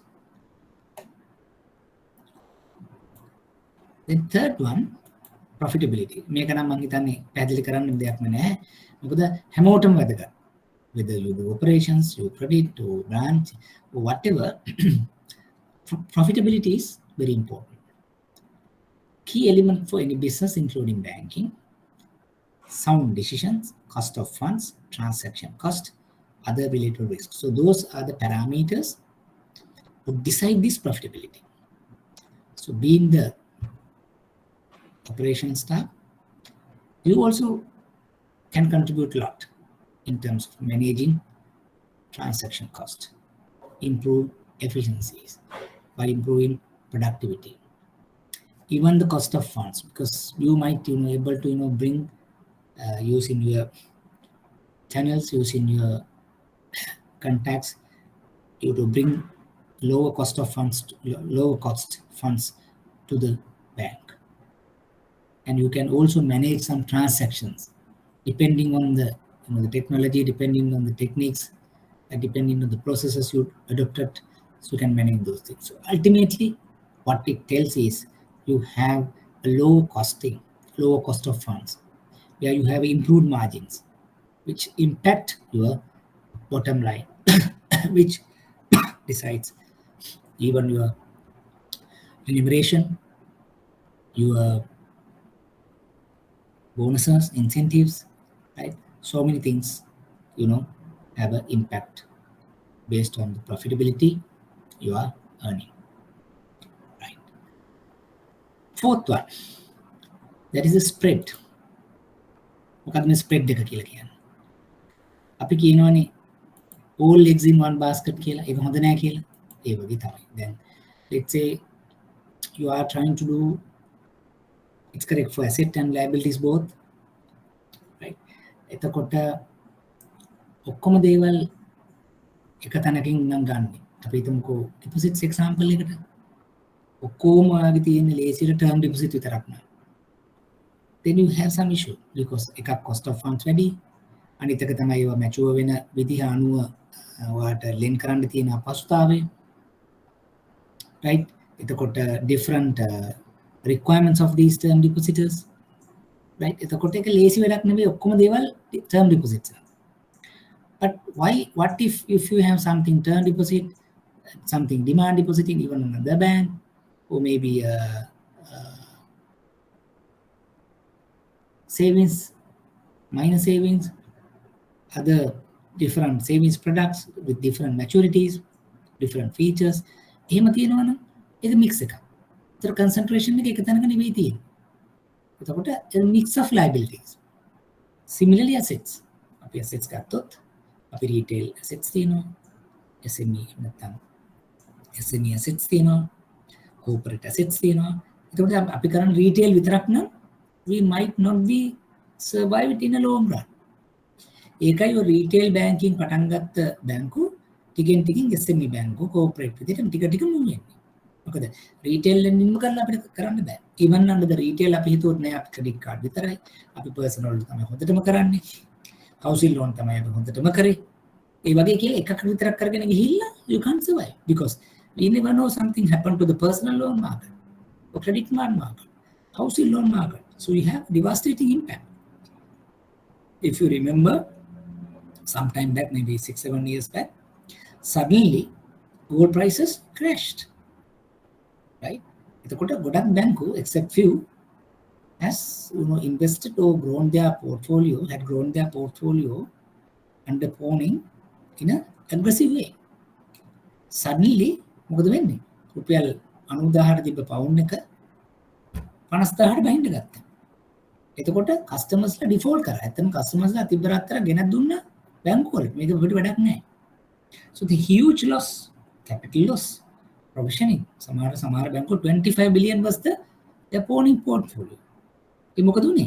අර අපි ගොඩක් දේවල් වැඩිපුර ගිහිල්ලා retail පැත්තේ pawning වලට අපි දාගෙන හිටියා. but සමහර බැංකු no, it's not 2-3 billion තමයි වඩා තිබුණේ නැහැ. So the impact is lower now. පැහැදිලිද? එතකොට we need to balance, we need to have a spread in the portfolio that is not relevant to assets. Asset liability දෙකටම එක common. and ඕකම තමයි when come to the lending in SME type of clients. එතකොට අපි දැන් even lending but අපි දැන් මේ product ගැන කතා කරා ඒකම correct region වලට ඒකම correct segment වලට. දැන් අපි agri sector එකටම නම් ඔක්කොම දීලා තියෙන්නේ. නැත්නම් අපි import export වලට නම් අපි දුම් trade නම් ඔක්කොම කරලා තියෙන්නේ. Then if something happen to the particular trade, particular sectors, we have a bigger impact. ඒක ඇත්තටම දැන්ට උනා. හරි? සමහර අපි say that we have given so many advances to tourism sector. එතකොට දැන් අදටත් we don't have any particular way forward to how to revive these tourism clients. It's not issue for bank itself, issue for the country, right? So globally it's a issue with the COVID pandemic. I think but suppose if we have exposed to the tourism market heavily, tourism sector corporate SME high tickets term loan working capital maybe high purchase leases vehicle අපි තුන් personal loan එකකින් වැඩ යන්න දීලා තිබුණා. credit card දීලා තිබුණා. housing loan දැන් බලන්න හැම product එකකම වැඩි exposure එකක් තියෙනවා tourism segment එකට. say අපි තුන් particular branch එකක් අපි තුන් හික්කඩුව වගේ පැත්තක කොලින් කළුතර වගේ පැත්තක say 60-70% say is from the tourism sector උනත් දැන් අද මොකද වෙන්නේ යාට තත්ත්වේ. ඔක්කොම impact වෙලා. එතකොට higher impact on the profitability, liquidity, safety. It's not the easy thing to manage. So how we are going to manage those things? එතකොට manage කරන්නේ before granting the credit. දැන් අපි දැනගන්න ඕනේ අපේ exposures කොහොමද? ඊට ඔෆිස් එකෙන් අපිට share කරනවා දැන් set exposures කොහොමද? product exposures කොහොමද, regional exposure කොහොමද, සමහරට ඒගොල්ලෝ දාලා තියෙනවා ceiling මීට වඩා යන්න බෑ, මීට වඩා යන්න බෑ, ඒ විදිහට. So you need to know those things. Fundamentals is for us. Then what credit karat nokaruat, then you can give that those input during the meeting, during the discussions. So these are the things that we need to know. Right.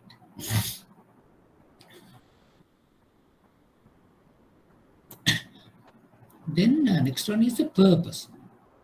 Mekat godak watinwa. Lending should be for approved purposes. Ek දැන් අපි බැංකුවක ගත්තොත් නැත්නම් institution like you, so you probably you have some credit manuals. A credit manual වල කියලා තියෙනවා මොනවටද lend කරන්න පුළුවන්, මොනවටද lend කරන්න බැරි. So approved purposes වලට තමයි අපිට lend කරන්න පුළුවන්.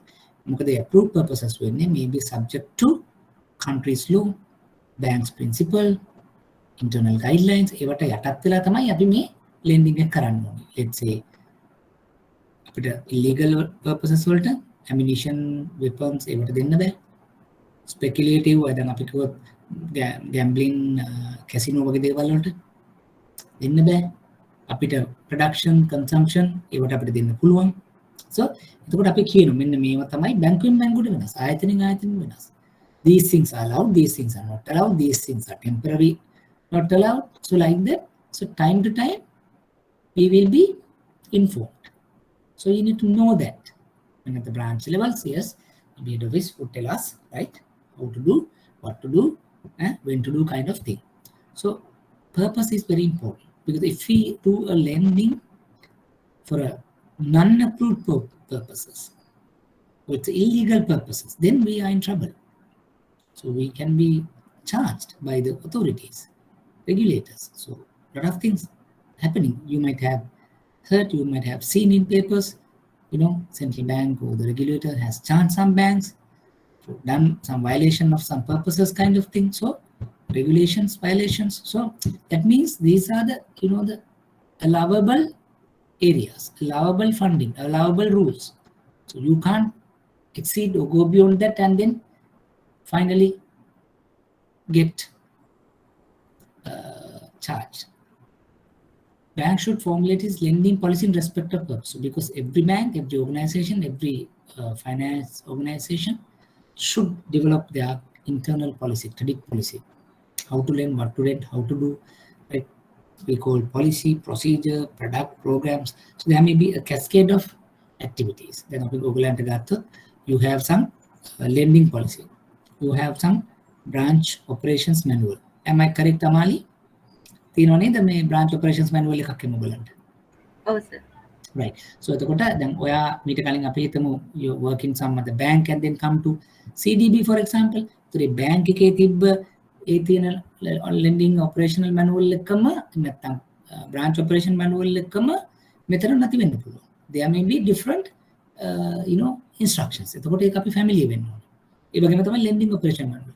ඒකෙත් කියනවා from A to Z අපි කියන credit cycle එකේ කොහොමද lending එකක් කරන්නේ මොනවද අපි බලන්නේ. These fundamentals are there, but සමහර ඒවා mention වෙනවා.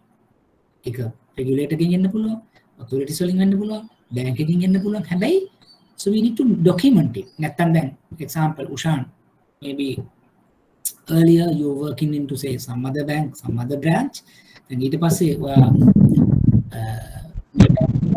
මේ branch එකේ මේ ඔයාට follow කරන්න තියෙන්නේ document එකක් නැත්තම් might not be able to dispatch for your duty.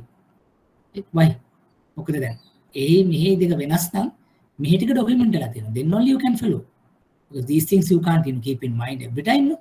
But some you can, but some you have to refer it and do it over a period of time that you get those experience. But in general, it should be documented.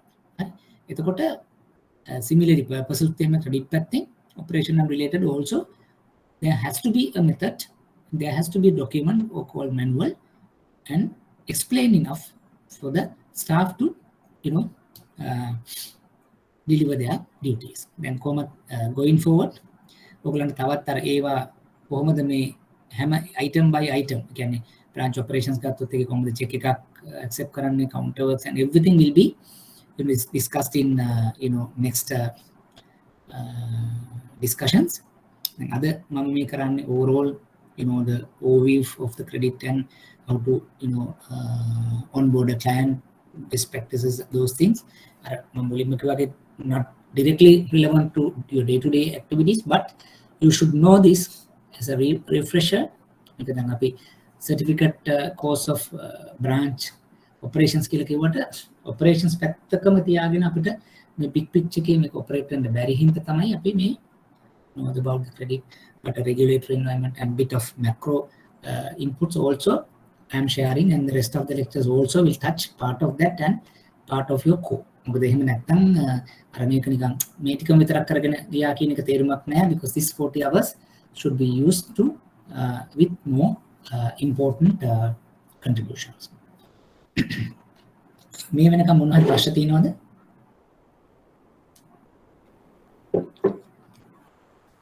Sajid, Ayanti, Ushan, any questions? Harshani? No, sir. No, sir. Right, okay. So we'll continue. End use. End use.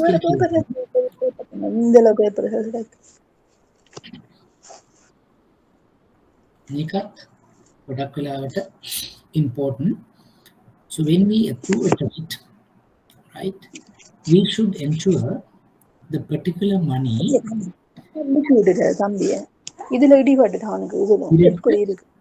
to intended purpose. දැන් මම උදාහරණයකට කිව්වොත් housing loan එකක් approve කරොත් ඒ funds ඒ ගෙදර හදන්න, ඉඩම ගන්න, construction එකට නැත්නම් loan එකක් settle කරන්න, renovation මොකක්ද කියන purpose එකට use වෙන්න ඕනේ. දැන් machine එකක් ගන්න ගියොත් ඒ machine එක ගන්න එකාගෙන්ද එයාගෙන් ඒක එයාට directly check එකක් ගිහිල්ලා ඒ purpose එකට එන්න ඕනේ. Why? Because we expect the client to repay the debts after using the money for intended purpose and get the cash flow generated. එහෙම නැති වුණොත් එයාට ඒ වැඩෙන් ඒ මුදල හරියට පාවිච්චි වුනේ නැත්නම් වෙන දෙයකට පාවිච්චි වෙන්නේ, එයාට අවශ්‍ය කරන cash flow එක generate නොවෙන්න පුළුවන්.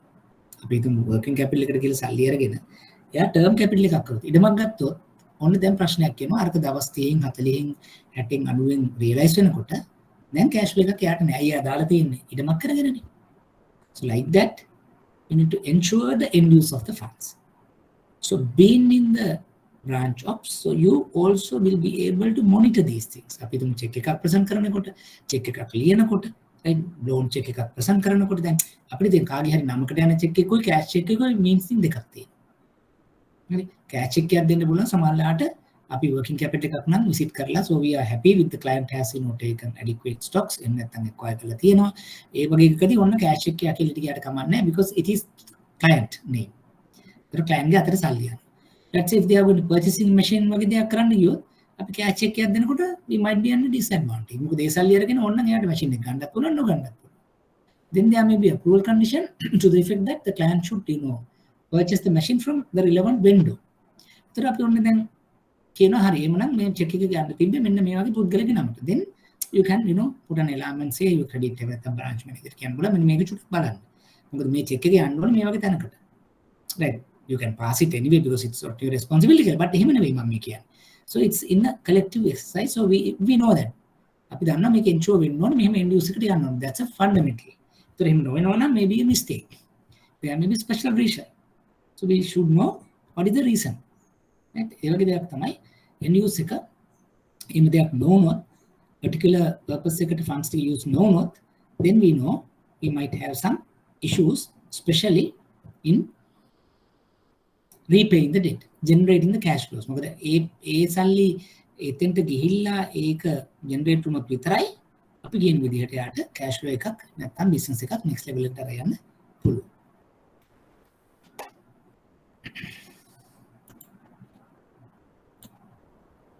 So need-based funding. Banker should ascertain the credit need of the borrower and lend accordingly. Overfinancing, underfinancing, both are not acceptable. මොකද මේ කියන්නේ?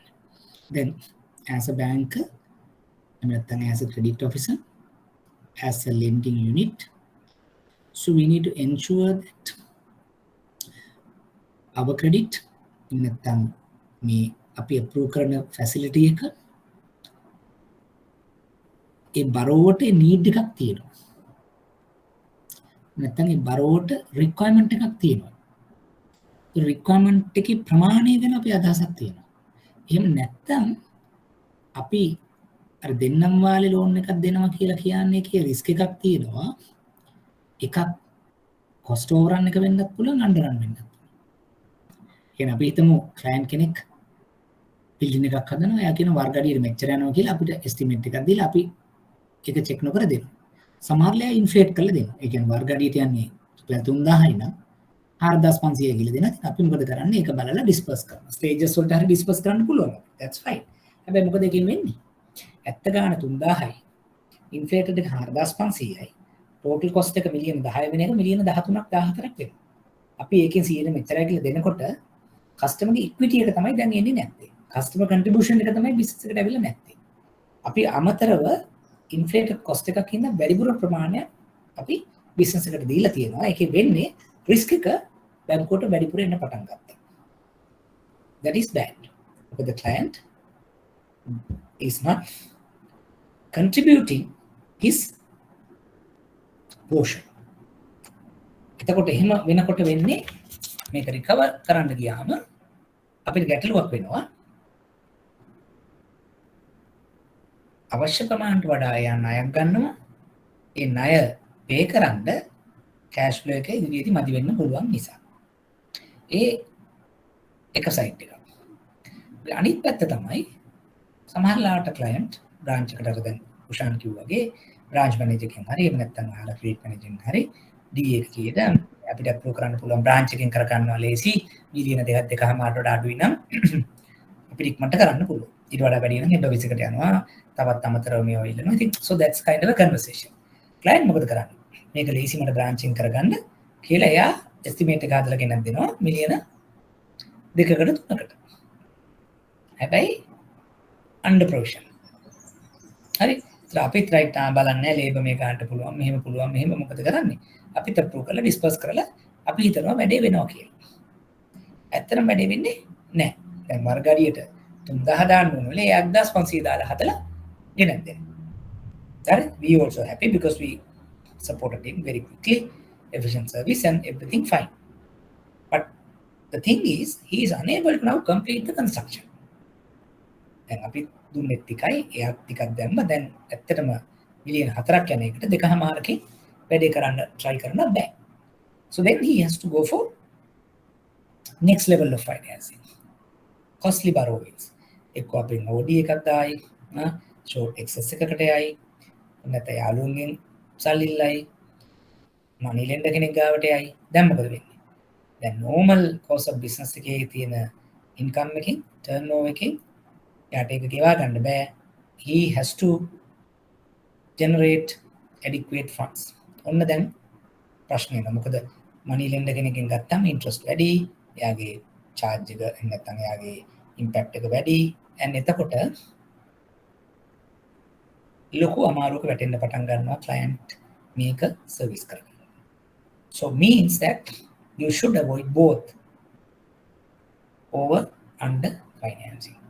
Difficult. I am so මේක හරි ලේසි කියන්න, but when come to the practical scenario may not be easy. But you also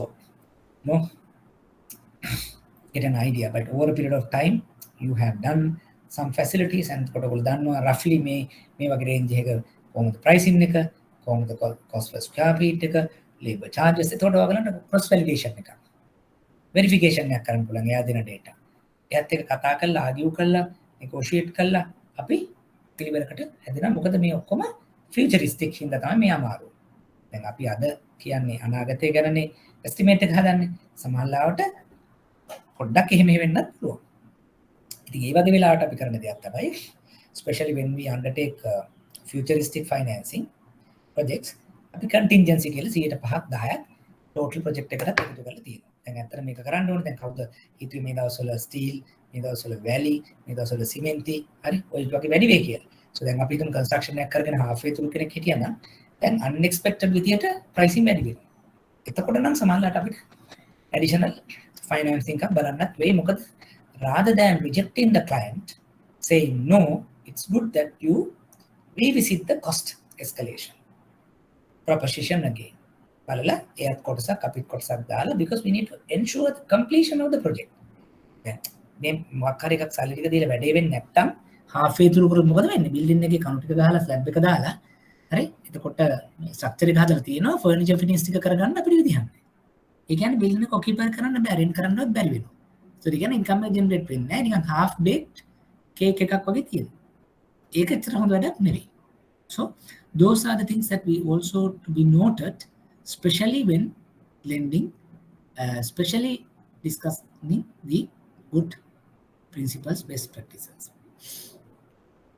Then we try to move viability oriented lending. මොකද මේ viability oriented lending කියන්නේ security. ඒක තමයි අපි චුට්ටක් කර කලින් කතා කරේ. Security කියන එක is insurance. So not only the only way out. හරි එතකොට security එකක් බලාගෙන security එක තියෙනවා, මට ඒ හින්දාම lend කරනවා, මොනවා හරි බැරිනොත් මට මේක auction කරන්න පුළුවන් කියන මානසිකත්වයේ කරන lending එකක් නෙවෙයි අපි කළ යුත්තේ. Every time we have to think about whether we can recover this debt, whatever, maybe the cash, credit card, the personal loan, the housing loan, the hire purchase, the leasing, the owning, the gold loan, there are so many products no. එතකොට මේවා අපි දෙනකොට අපේ thinking එක වෙන්න ඕනේ මෙයාට මේක regular profits, regular income, cash flows වලින් මේක කරන්න පුළුවන්. එහෙම නැතුව මෙයා මේක ගෙවුවේ නැත්නම් මට මේක recover කරගන්න cash තියෙනවා, gold එක තියෙනවා, auction කරන්න පුළුවන් කියන මානසිකත්වයේ නම් අපි ඉන්නේ. එතෙන්ට යා යුතු නැහැ. ඒක unfortunate situation එකදී ඒක psychological support එකක් ගන්න, ඒක obligation එකක් customer motivate කරන්න, you can use that as a tool. I'm not going to say that you should not take the collateral whenever client is happily giving it. You have to. It's an additional comfort, right? ඒක අපිට insurance එකක් when both are in a difficult situation. හරි අපි හිතමුකෝ worst come to worst then client එක ගෙවා ගන්න බෑ, then we are come to a negotiation with the client and then we sell off the property, reduce our exposure, and the rest we can give to the client to revive the business, revamp the business, restart the business. එහෙම situations ඕන තරම් තියෙනවා. right? අනිත් එක තමයි දැන් collateral එකක් කියලා කියන්නේ client ගේ එක indication එකක් ඒ business එකෙන් generate කරගත්ත reserves ටික දාලා එයා business එකට investment එකක් කරා කියලා දෙන අපිට දත්තයක් information එක. ඒකත් දැනගන්න එක හොඳයි අපිට. right? එහෙම නැත්නම් collateral එකක් ගන්න එකේ තියෙන අනිත් එකක් තමයි you can limit, you can control the customer's borrowing powers. නැත්තම් ඔයා customer හොඳයි මෙහෙමයි මිලියන 5ක් මම නිකන් දෙනවා, I don't want a collateral because you are a very good customer for the last 5 to 10 years, I know for sure that you are very good for the future කියලා මිලියන 5ක් නිකන් දෙන්න පුළුවන්. එයාත් ගෙවයි ගැටලුවක් නැහැ. But remember, we are not getting the unencumbered property owned by the client. දැන් ඊළඟ එක මොකද වෙන්න පුළුවන්? දැන් මේ customer හොඳයි ඔපරේට් කරනකොට කම්පිටිටර් කෙනෙක් බලන් ඉන්නවා. එයා බලන් ඉඳලා කියනවා මෙයා නියමයි මෙහෙමයි මම ඔයාලට දෙන්නම් 5ක් නෙවෙයි 10ක් මට ඔය පොඩි ප්‍රොපර්ටි කෑල්ලක් දෙන්නකෝ. දැන් මොකද වෙන්නේ? අපිට දෙන්න තිබ්බ ප්‍රොපර්ටි යා වෙන තැනකට තරන් ගිහිල්ලා ඩබල් ද ෆයිනෑන්සින්. අන්න. දැන් වෙන්නේ මොකද? සමහරවිට ඕවර් ෆයිනෑන්සින්. දැන් මං ගාවත් ලිමිට් අර ගාවත් තියෙන්නේ. දැන් ඔන්න ලිමිට් වැඩිපුර හදලා දීලා තියෙනවා. දැන් බැංකුවම එකතු වෙලා client unnecessary විදිහට ලිමිට්ස් හදනවා. When come to a situation client trying to go for lending decisions, financing decisions, limit තියෙනවා සමහරවිට speculative වැඩ කරන්න පුළුවන්. මට ලයින් එකක් තියෙනවා අපි මෙහෙම කරමු මේ ටික කරන් stock market එකට දාමු. They can do so many things. Why? Because they have adequate or even more than adequate limits. That is also not good because the collaterals are freely available, so banks are willing to give beyond the collateral because some banks have not taken collaterals. තේරුණාද? එතකොට ඒ කියන්නේ අපි එහෙමනම් collateral එකක් කියන එක psychological එහෙම නැත්නම් motivation obligatory requirement එකක් වගේම we can control the customers borrowing limits powers. එතකොට අන්න ඒ විදිහට තමයි අපි හිතන්න ඕනේ as a lending officer. Okay, yes we insist viability, skill, cash flow lending. I am fine with that. But remember to have a control over the lending by getting the collateral, pledging the collateral. One other questions තියෙනවද?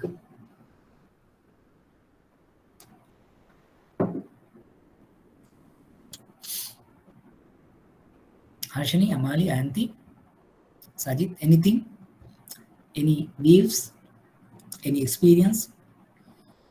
මමනේ දිගටම කතා කරන්නේ කොහොමද ඔයගොල්ලන්ගේ, since that some of you have done some lending some time back, any thoughts, any experience, any occasions that you have come across this type of situation?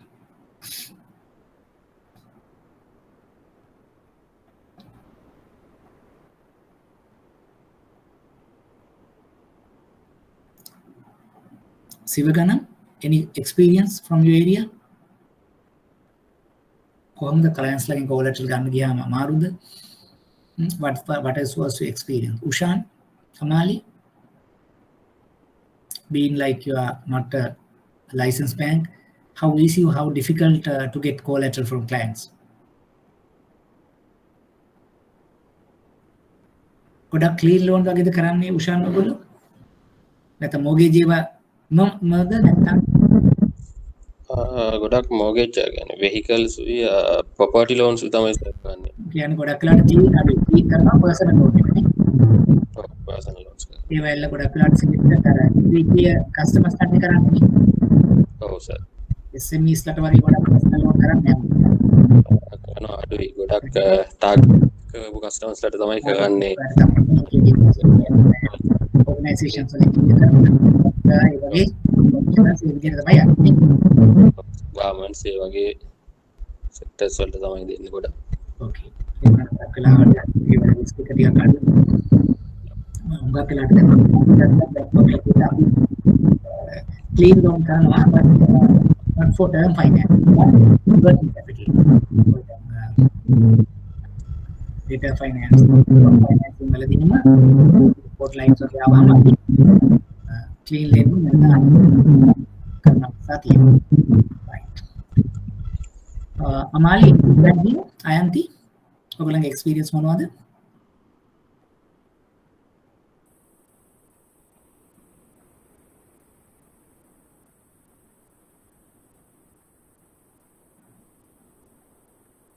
Okay, let's move on.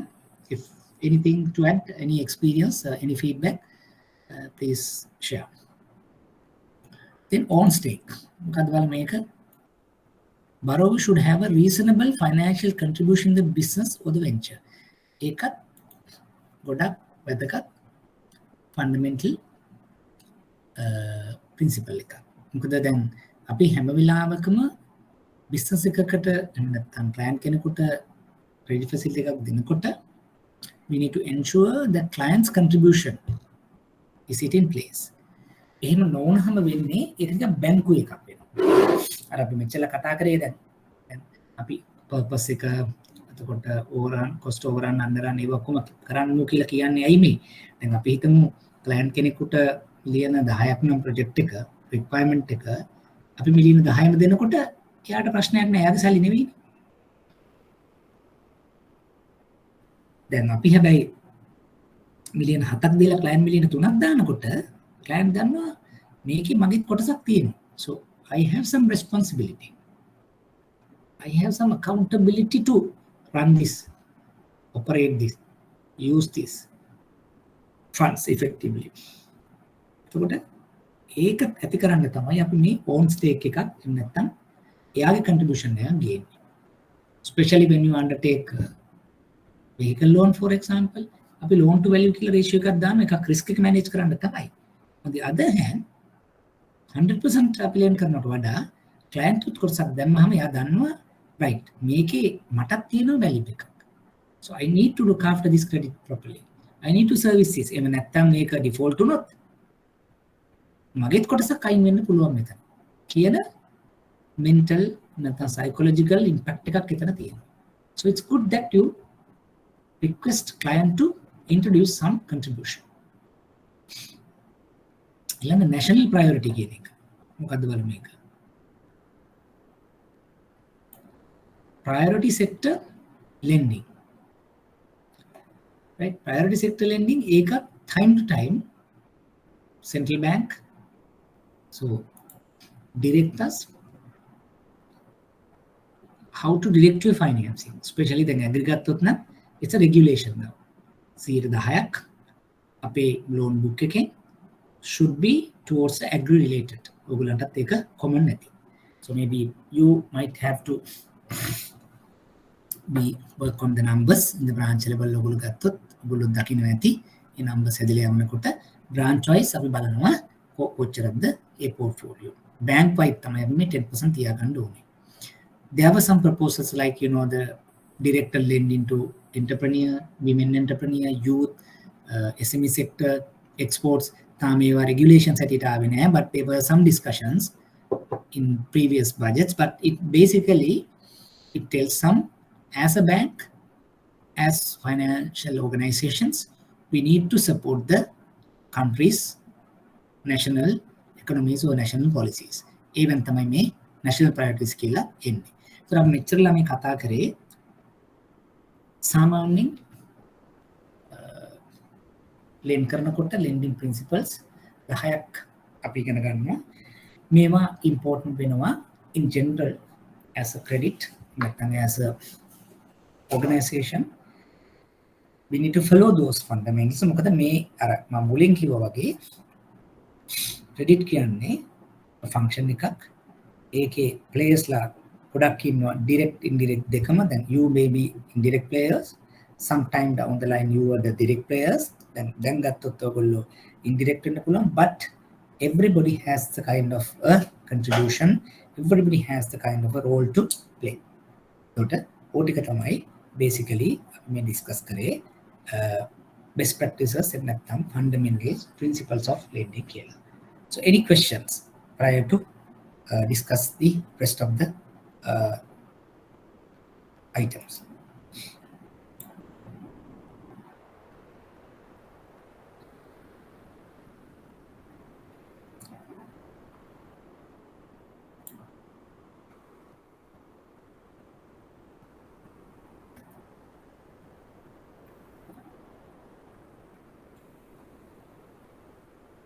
හරි. එහෙමනම් අපි ඊළඟ ටිකත් කෙටියෙන් සාකච්ඡා කරගෙන යමු. Lending proposition. Now, when customer approaches to you as a unit, what you have to tell, do, execute is 3 things. So you can accept the client request as it is, or you can reject the client request for the financing requirement, or you can accept with some changes. So it depends on your risk or credit appetite, depends on your organization policies, procedures, rules.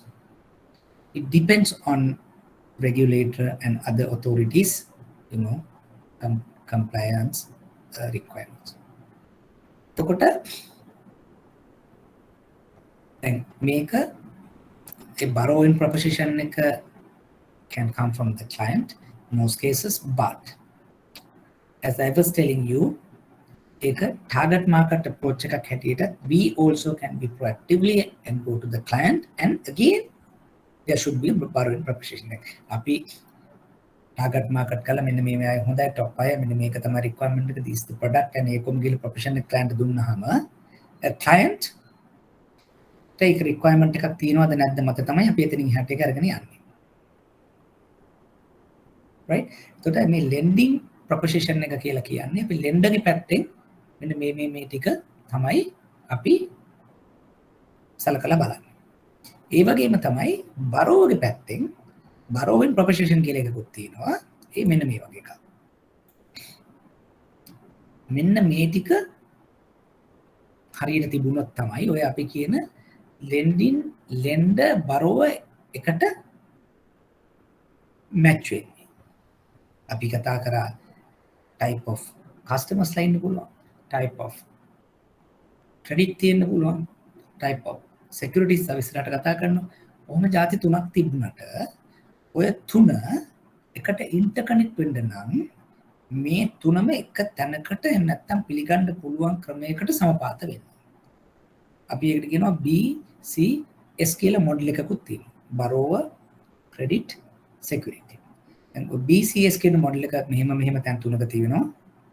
අපි ඇත්තටම BCS එකට connect කරනවා. තව ඉස්සරහදී අපි එකට කියනවා එකට appraisal method එකක් අපි ඉගෙන ගන්නවා 5C 6C කම්පාරි වගේ මොනවා හරි එකක්. එතකොට මේ ඉන්ටර්කනෙක්ෂන් එක හැදුනොත් තමයි මේක lending එකක්. නැත්තම් මේක credit එකක්.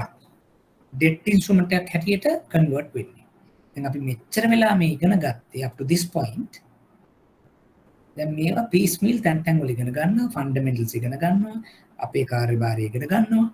හරි එතකොට බැංකුවට සල්ලි එන හැටි යන හැටි අයි මේක වැදගත්. ඕ ටික තමයි අපි තාම සාකච්ඡා කරන්නේ. දැන් අපි ඉඳගෙන මෙතන සාකච්ඡා කරනවා lender කෙනෙක් හැටියට මොනවද මගේ වෙන්න ඕනේ මගේ proposition එක, borrower කෙනෙක් හැටියට මගේ proposition එක. දැන් මේ fundamentals ඔක්කොම match කරගෙන තමයි මේ ගමනේ යන්නේ. ඒතර borrower ගේ පැත්තෙන් customer must make clear to the bank amount, purpose, repayment period, source of income. මේවා තමයි critical. දැන් අපි හිතුවොත් client roughly යා කියන්නේ මට මෙන්න මේ වගේවත් amount එකක් ඕනේ. මොකද එහෙම නැතුව ball park figure එකක්වත් නැතුව අපිට lending එක start කරන්න බෑ. purpose එක ඒක කෙටි කාලින, දිගු කාලින, එහෙම නැත්නම් term financing, working capital financing, personal requirement we should know. ඒ අනුව තමයි ඔයා match කරන්න right. මෙයාට මෙන්න මේ විදිහට මේ department එකට මේ product එකට මේක. repayment එක අවුරුද්දක්ද දෙකක්ද තුනක්ද based on the cash flows, yes we can rework it, but should understand it should have an idea. Most important source of income ඒක personalද, ඒක එහෙම නැත්නම් business income එකක්ද, ඒක regular income එකක්ද, other income එකක්ද, ඒක working capital related එකක්ද, ඒක එහෙම නැත්නම් balance sheet එකෙන් එන income එකක්ද කියලා අපි දැනගන්න. මොකද දැන් අපි ඒක sustainable වෙන්නත් ඕනේ. දැන් අපි සමහර අවස්ථාවන් වලදී other income එක මේ අවුරුද්දේ ගොඩයි ඊළඟ අවුරුද්දේ නැති වෙන්න පුළුවන්. So you can't depend on the other income if it is so. Then Ushan was telling me now you undertake mortgage loans as well as vehicle loans. The vehicle loans වල ගන්නකොට client කෙනෙක්ගේ අපි බලනවා right මොනවද වගේ base salary එක මොනවද වගේ allowances, fixed allowances, variable allowances. එතකොට අපි බලනවා පහුගිය අවුරුදු මාස කීපෙදී එහෙම නැත්නම් අවුරුද්දේදී එහෙම නැත්නම් contractual letter එකේ හැටියට variable allowances කොහොමද තියෙන්නේ. ඒක අඩු වැඩි වෙනවද? ඒක අපිට consider කරන්න පුළුවන්ද repayment එකට? නැත්නම් fixed allowances කියලා කියන්නේ කොහොමද? ඒක grade එක අනුව වෙනස් වෙන එකක්ද? ඒක වෙනස් වෙලා නැද්ද පහුගිය කාල සීමාව තුළදී? ඒතකොට ඒක අපිට debt service cover ratio හදන්න ගන්න පුළුවන්. So need to know those things. මොකද ඒ source of income එක එහෙම නැත්නම් එයාගේ loans and deductions ගොඩක් තියෙනවා නම් අපි දැන් දකිනවා right එයාගේ disposable එහෙම නැත්නම් loan එක service කරන්න තියෙන income එක ප්‍රමාණවත්ද නැද්ද කියන දේ එතනදී අපිට තේරුම් ගන්න පුළුවන්. So everything has to be clear in terms of borrower's perspective. එතකොට දැන් lender perspective එක, borrower perspective එක, ඒ propositions දෙක අරගෙන let's say the banker හැටියට අපි මොනවද කරන්න පුළුවන්. So our responsibility is මෙන්න මේ වගේ දේවල් ටිකක් තියෙනවා. Bank is doing business, it should sustain its business operation. දැන් මම මුලින්මත් කිව්වේ දැන් අපි maybe we source deposits. Deposit source කරනකොට අපි ඒක mix එකක් හැටියට අරගෙන we have to try to source a deposits with lowest cost.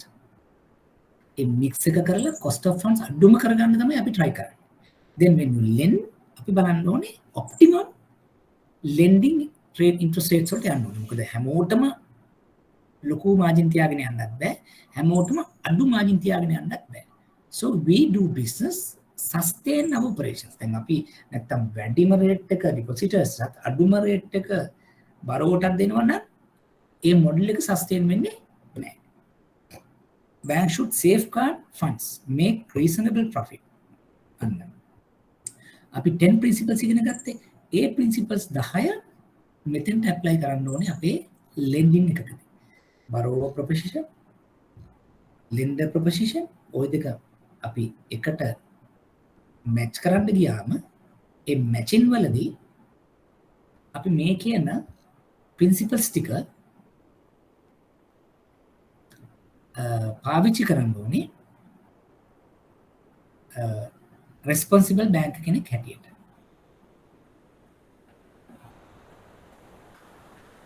A banker to ensure as far as possible that the borrower will repay the debt in full with interest within the scheduled time. And ඒක තමයි most important. දැන් අපි කිව්වේ effective and efficient collection. Safety කියලා කිව්වා, liquidity කිව්වා, profit ඔය හැමදේම කතා කරන්නේ මේ කියන විදිහට a proper collection එකක් සිදු වෙනවා නම් පමණයි. So give me a minute please. We'll come soon.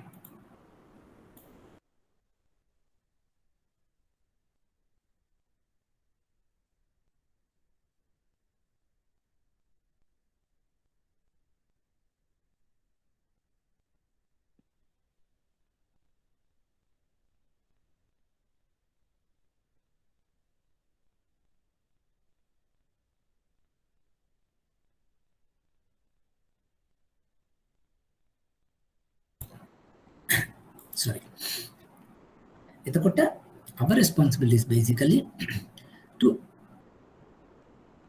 follow as much as possible the fundamentals that we describe. එතකොට ඒක ensure කරනවා අපි මේ කියන proper නැත්නම් transparent process එක. මොකද ඒක තමයි important everybody, because even the lenders also will see ඒක transparent හැමෝටම fair method එකක් අපි මේ කරන්නේ.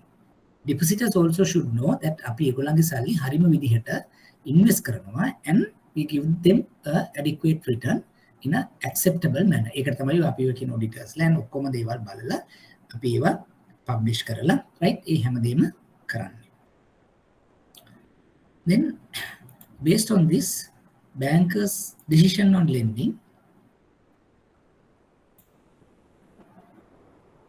experience certain feelings that he loan will be repaid in full. Make a intuition. එක දැන් අපි මේක අර මම කිව්වා වගේ මෙතනදී තමයි අර art science කියන දෙක එන්න පටන් ගන්න. Though we say that we try to give a loan based on the intuition, art කියන skill එක හැබැයි එතෙන්ට එන්න අර scientifically අපි develop කරපු acquire කරපු skill exposure එකක් work out වෙනවා. Right? දෙවෙනි එකෙන් කියන්නේ එකයි experience should come from learning and applying the principles of good lending thoroughly. So that's what I am telling. Sometimes අපි හිතුවොත් දැන් ඔයගලගේ DGM ඔයගලත් එක්ක යනවා customer visit එකට. Right? Maybe mortgage loan for example. එතකොට so she might ask some questions. අහලා she might come and tell you at even the presence of the client might tell, so apparently he's okay for about 5 million credit. එතකොට කොහොමද එයා ඒක කියන්නේ? අර අපි වගේ nitty-gritty ඔක්කොටම ගිහිල්ලා ඉවරලා කිව්ව නෑනේ. So basically she understand the client credit worthiness by posing some questions. Right? මොකද ඒ වගේ දහස් ගානක් clients handle කරලා she know exactly when you talking. Then අපිට maybe credit officer, maybe lending officer, maybe branch manager may not be competent that level to ascertain the client's creditworthiness with asking 5-6 questions. No harm. The mama initially as a credit officer, lending officer, branch manager, even unit operation head, වැඩ ටික කරලා ඒකෙන් තමයි ඉගෙන ගන්න. දැන් අපි තුන් ඔපරේෂනලි අපි ගත්තොත් අන්න අපි දැන් චෙක් එකක් මොන හරි එකක් දකින්නකොටම දෙනවා මෙන්න මේක මෙහෙම එකක් වෙන්න කියලා. So because we know it. ඔකලා මෙහෙම කරන්න කියලා අපි කියන්නේ මොකද? We have so many experience with that, I mean arriving that decision. මම කියන්නේ ඒකයි. සයන්ස් එකක් එක්ක ඩෙවලොප් කරපු ආර්ට් එකක්. තමයි මේ lending bankers decision කියන්නේ. right? එතකොට ඒකෙදි අපි අර සයන්ස් හරියට කරලා තිබුණොත් අපේ ආර්ට් එක ලේසි. Whatever you do, it is not only operations, treasury, credit, branch, overall banking. හැමතැනට මේක useful වෙනවා. So basically then අන්න ඕ ටික තමයි අපි මේ good lending එකකදී අපි දැනගන්න ඕනේ. එහෙම නැත්නම් fundamentals, principles මොනවද කියලා දැනගන්න ඕනේ. ඒකෙන් stemming වෙලා අපි කිව්වා කවුද borrower, කවුද lender, ඒගොල්ලන්ගේ proposition, bank කෙනෙක් හැටියට මොකද්ද responsibility එක. So based on the responsibility, that what are you going to do? So that's what we discussed.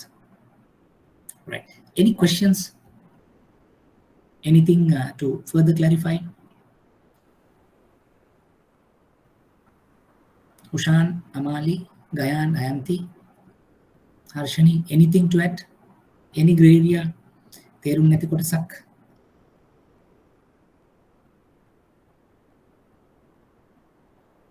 Right. I know this is not exactly directly relevant to the operation stuff, as I was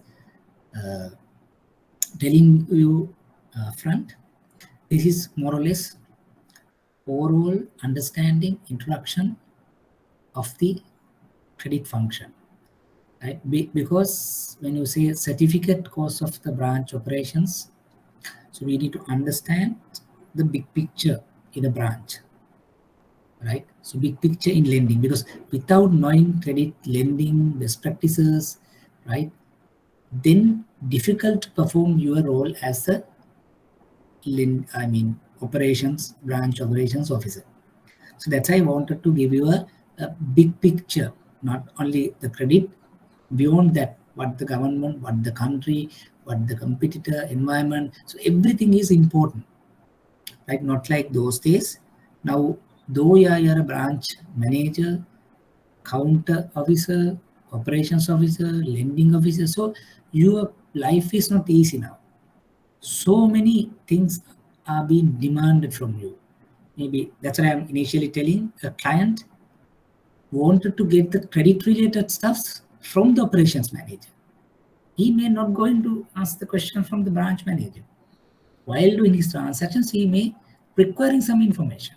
So good that you know it, and then that is help you to improve your profile while you satisfying your customer for a different product, or to make him delighted.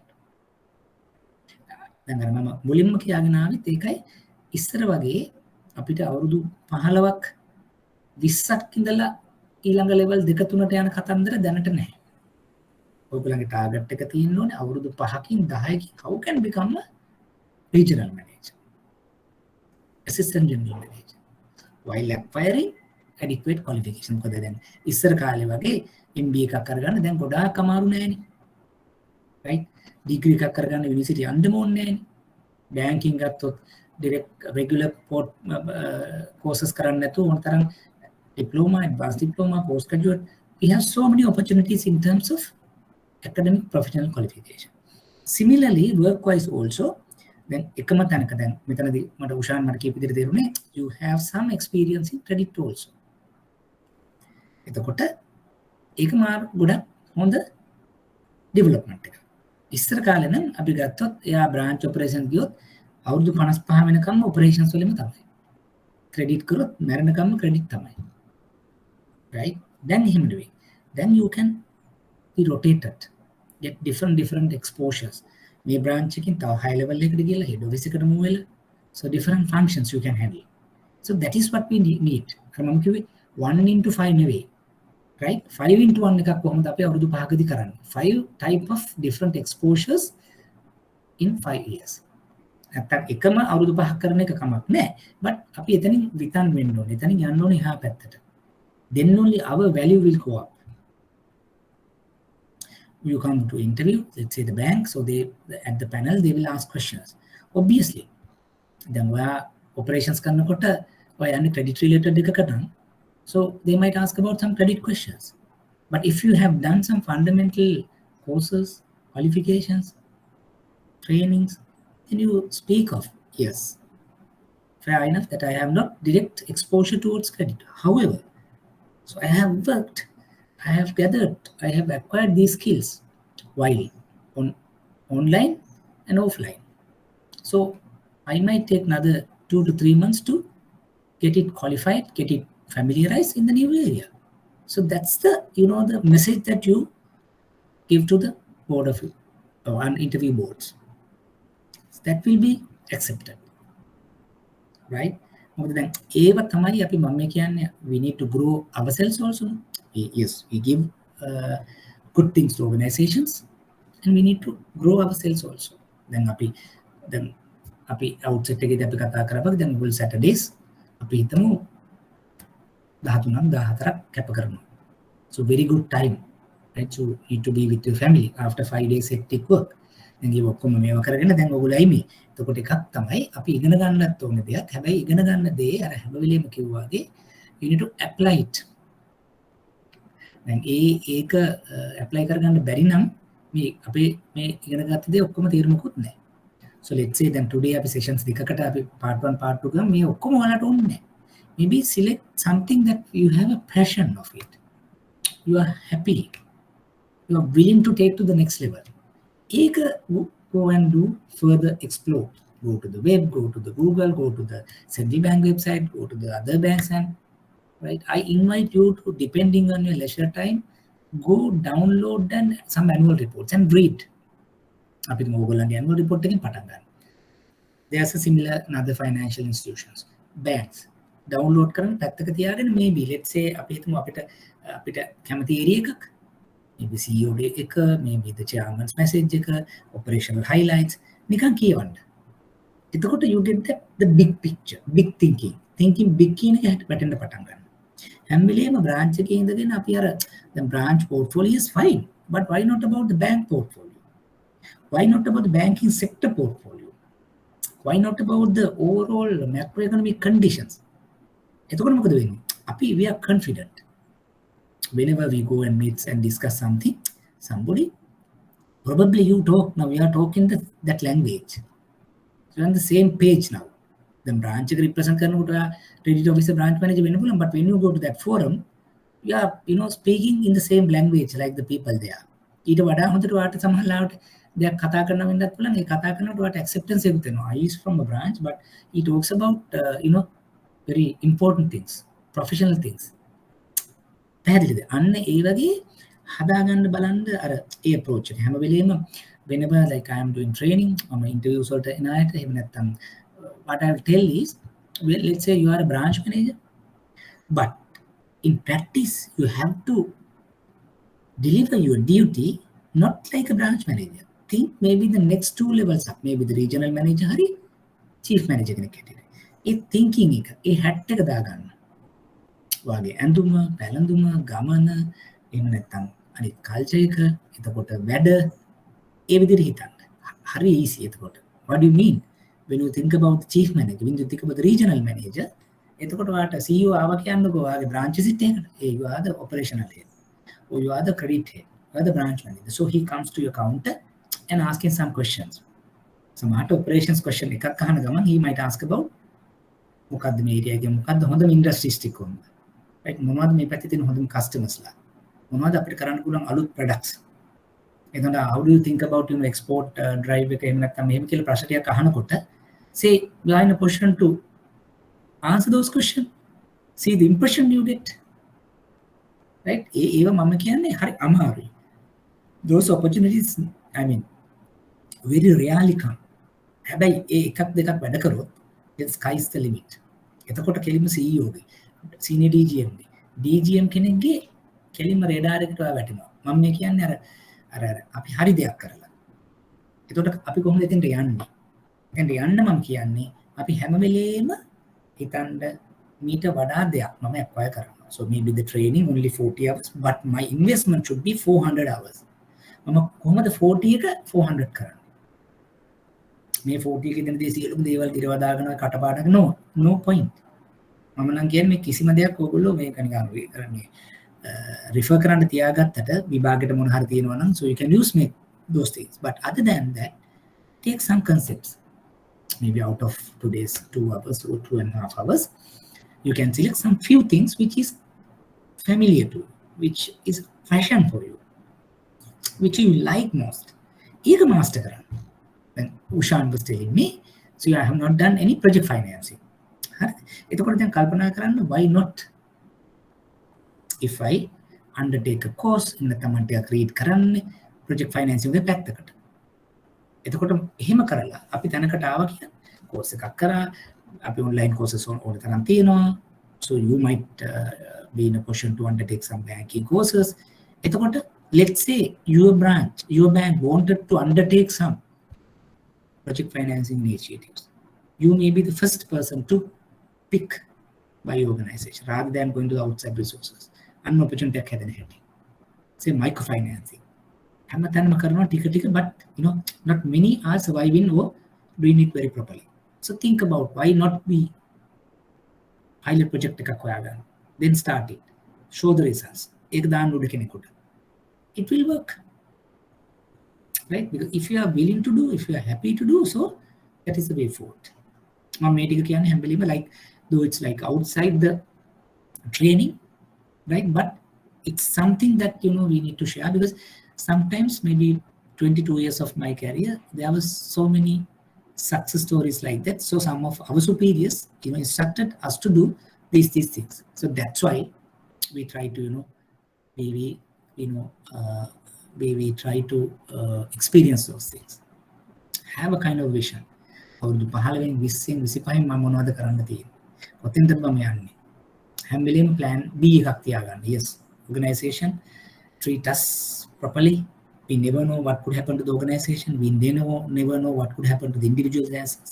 So why not the plan B? Maybe consultancy could be another one, lecturing could be another one, or maybe an entrepreneur venture coupled with some of the front. So many things you can do.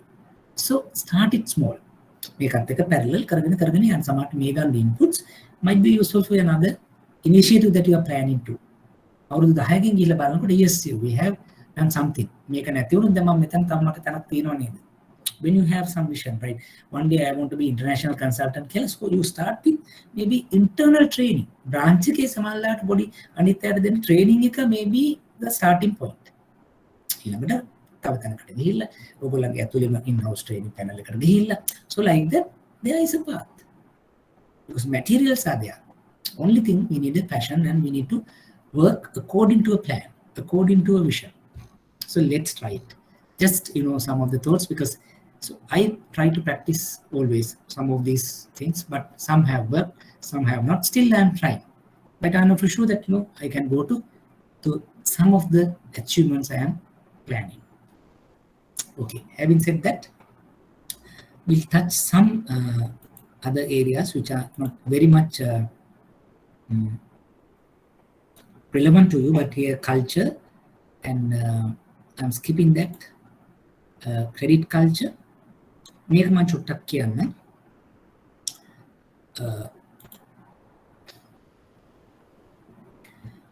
In organizations,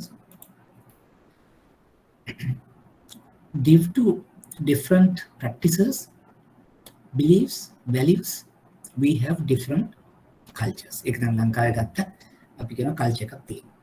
sub cultures තියෙනවා. universities වලට එකක්, සමහර communities වලට එකක්, එතකොට සමහර individuals වලට එකක්, ඒ විදිහට cultures තියෙනවා.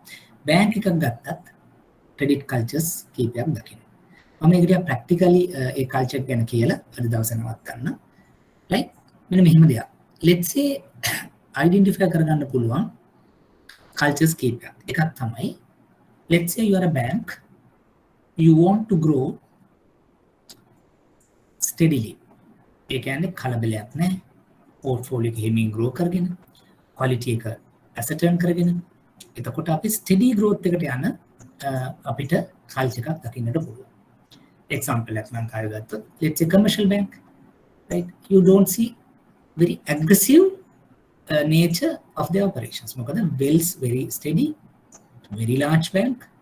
ඇත්තටම ඒගොල්ලන්ට ලොකු කරදරයක් කරන්නම දෙයක් නෑ. නිකන් සමහර බැංකු වගේ aggressive ගිහිල්ලා products එළියට දාලා deposit canvas කරලා ලොකු දෙයක් කරන්න නෑ. ඒතකොට ඒගොල්ලෝ එහෙම යන්නෙත් නෑ. because ample number of branches, customers on board කරන්න අපි කියන target market කතන්දර ඕනේ නෑ. එතකොට ඒගොල්ලෝ 10ක් ආවොත් 10ම on board කරන්නේ නෑ. Selectively they grow, deposits උපෙනවා, NPLs හොඳයි, provisioning under control. So the steady type of banking. එතකොට qualitative approach එක, sustainable growth එකක් තියෙනවා. So that's one of the cultures we can understand. ඒ වගේම තව සමහර බැංකුවල් දකින්න ඇති, they are like they want to make a market share in quick time.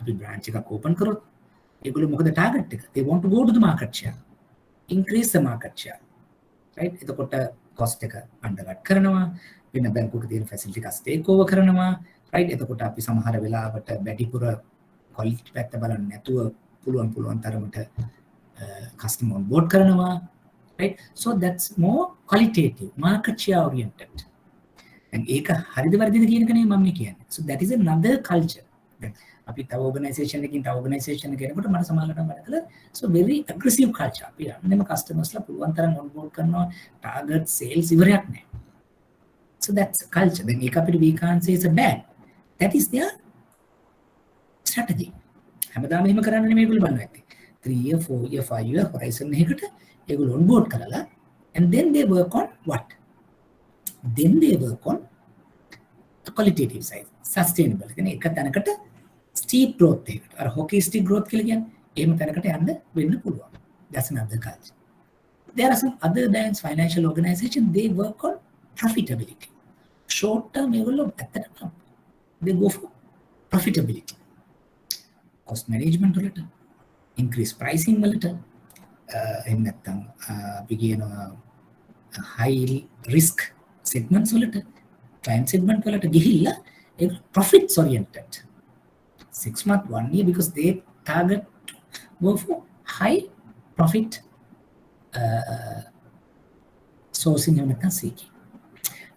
ඒතර වෙනම culture එකක් වගේ දකින්න. ඒතර what I want to say here is now culture කියලා ගත්තොත් some beliefs of the kind of people their processes that's how you see outside the example එක දැන් අපි සම්පත් බැංකුවෙන් ගත්තොත් you see the brother sister sort of a kind of a attitudes between the staff එතකොට ඒගොල්ලෝ ඇදුම එක විදියක් that is a subculture ඒකම HSBC එකේ කරන්නේ ඒකම nation trust එකේ කරන්නේ ඕගොල්ලන්ගේ වෙනම එකක් ඇති but similarly about the operations දැන් මම මේ කතා කරේ how you manage your portfolio, how you drive your portfolio, how you grow your portfolio. Then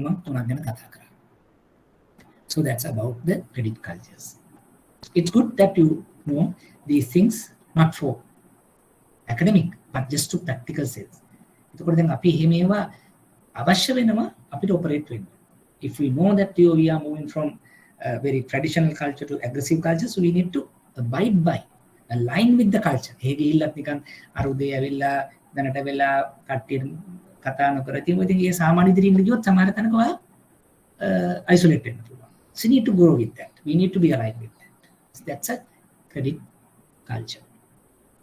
So we need to discuss credit facilities and those things next week. We'll give an understanding those things during next week. So basically today what I wanted to discuss with you is about what is credit, importance of credit, why credit, sources, uses of funds in a bank, and what are the sectors that you would understand as what are the subsectors.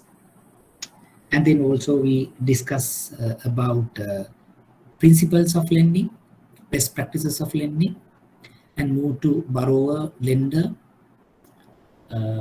propositions and bankers' responsibility. We ended up with discussing briefly on the culture. So next week, so we'll focus more on type of credit, where day to day that the banker has to deal with. And we'll also touch on credit appraisal, how to onboard a client, as I was saying, borrower, credit, security, how you interconnect those things through a process called credit appraisal technique, like 5Cs or 6Cs, one of the technique that we use in a different perspectives. So with that, we'll be able to complete the sessions in next week. So just to give an overview on credit management, credit fundamentals, which is, as I was telling, maybe a very umbrella view, where beyond that you try to go into specific about the product instruments and the processes as per your syllabus. But so what I was instructed is to give an overview on the credit, which is not directly maybe the branch operations manager's role, but it's anyway is a part and parcel when you're working in a big picture in a kind of organizations where you need to know what's happening beyond the operations, which is, which makes everybody's life complex, I must say. Not happy because the changes happening in the outside world will have a bigger impact on day-to-day operations through this kind of a credit fundamentals and credit components. So that's all about from my side. Any questions, any gray areas, any feedback, anything to know? තේරුම් නැති මොනවා හරි තියෙනවා නම් එහෙම නැත්නම් ඊළඟ සතියේ මට ඒක ටච් කරන්න මොනවා හරි අඩුපාඩු මොනවා හරි තියෙනවද? Harshini, Amali, Ushan, Gayan, Ayanti, Sivagnan, anything?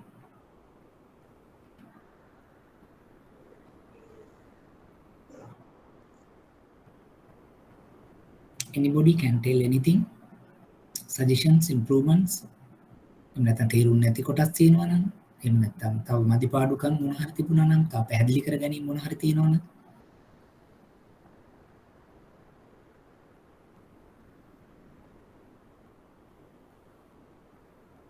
නිශ්ශබ්දතාවයෙන් තියෙන all good කියලාද එහෙම නැත්නම් all bad කියලාද දන්නේ. Ushan, anything to add? පැහැදිලිද? Yes, sir. Yes. Okay. Ashini, Amali, you want to say something? Auntie? Right. Yeah, Amali, if you want to tell. Clear වුණා sir ඔක්කොම. ඔව්. සර් purpose එකයි end use එකයි අතර link එකක් තියෙනව නේද? ඔව්. purpose එකයි end use එකයි හරියටම link එකක් තියෙනවා. දැන් ඇත්තටම end use එක කියන එක ensure වෙනවා කියන්නේ purpose එක meet වෙනවා කියන එක අමාලි. ඇත්තටම එතනදී චූටි දෙයක් තමයි පැහැදිලි කරන්න ඕනේ. දැන් අපිට උක purpose එක කියන එක අපි චුට්ටක් දැන් big picture එකේ ගිහිල්ලා බැලුවොත් purpose කියලා අපි හිතුවා මෙතනදී අර බැංකුවක් ආයතනයක් ණය දෙනකොට බැංක් එකේ ක්‍රෙඩිට් එහෙම නැත්නම් ඒ පොලිසි එකත් එක්ක ඉන්න තියෙන purpose එකට අපි ලෙන් කරනවා කියන එක තමයි අපි මෙතනදී purpose කියලා අපි හිතුවේ. හැබැයි end use කියලා ගියාට පස්සේ අර ඒ particular transaction එකේ purpose එක තමයි end use එක කියලා කියන්නේ. දැන් උදාහරණයකට ඔයා term loan එකක් දුන්නොත් machine එකක් ගන්න, ඒ term loan එකේ proceed හරිම machine එක ගන්න තැනට යනවද කියන එක තමයි end use එක කියන්නේ. එතකොට term loan එකේ purpose එක වෙනවා අර machine එකට මුදල් ගලා යන්න. එතකොට අර micro පැත්තෙන් purpose එකයි end use එකයි නිකන් එකට සමපාත වෙනවා. big picture එකේ purpose එක කියලා කියන්නේ අපි බැංකුව අපි හිතමුකෝ machine එකක් හරි මොනවා හරි දෙන්න මෙන්න මේ set එකකට ණය දෙන්න පුළුවන්ද කියන එක qualify කරන එක තමයි big picture එකේ macro perspective එකේ purpose එක කියලා කියන්නේ. එහෙම නැති වුණොත් අපි දැන් general banking වලදී මොකක් වෙලාට purpose කියලා කියන එකයි end use එක කියන එකයි ගොඩක් වෙලාට සමපාත නැත්නම් සමානයි. මෙතනදී මෙයා වෙන් කරලා ගත්ත purpose එක බැංකුවක ඔපරේට් වෙන්නකොට අපිට ලෙන් කරන්න අපිට අනුමත කරන කටයුතු වලට තමයි බැංකුවක් ණය දීමේ purpose එක කියලා තමයි යා එතනදී සඳහන් කරේ. පැහැදිලිද මාලි? ඔව් සර්. ගයන් මොන හරි ප්‍රශ්න තියෙනවද අයන්ති?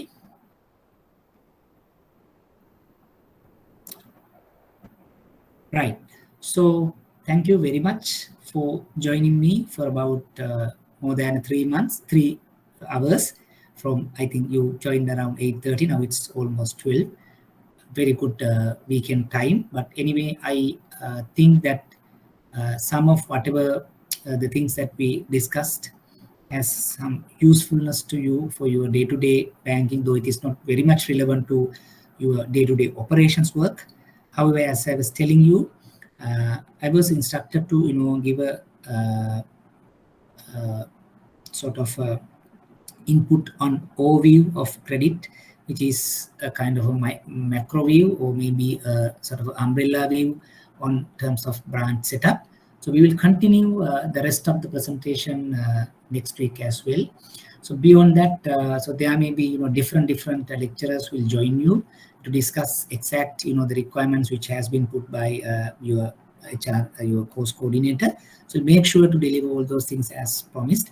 But next week I will give my contacts and email and everything. If you want to contact me post lecture basis for your whatever official matters or the personal, maybe day-to-day, whatever credit related. So that is all welcome. So we'll share my information next week. So having said that, thank you again for joining me and wish you very safe and great week ahead. So we will meet next week, next Sunday at 9 o'clock for the rest of the presentation. So thank you very much again. Take care.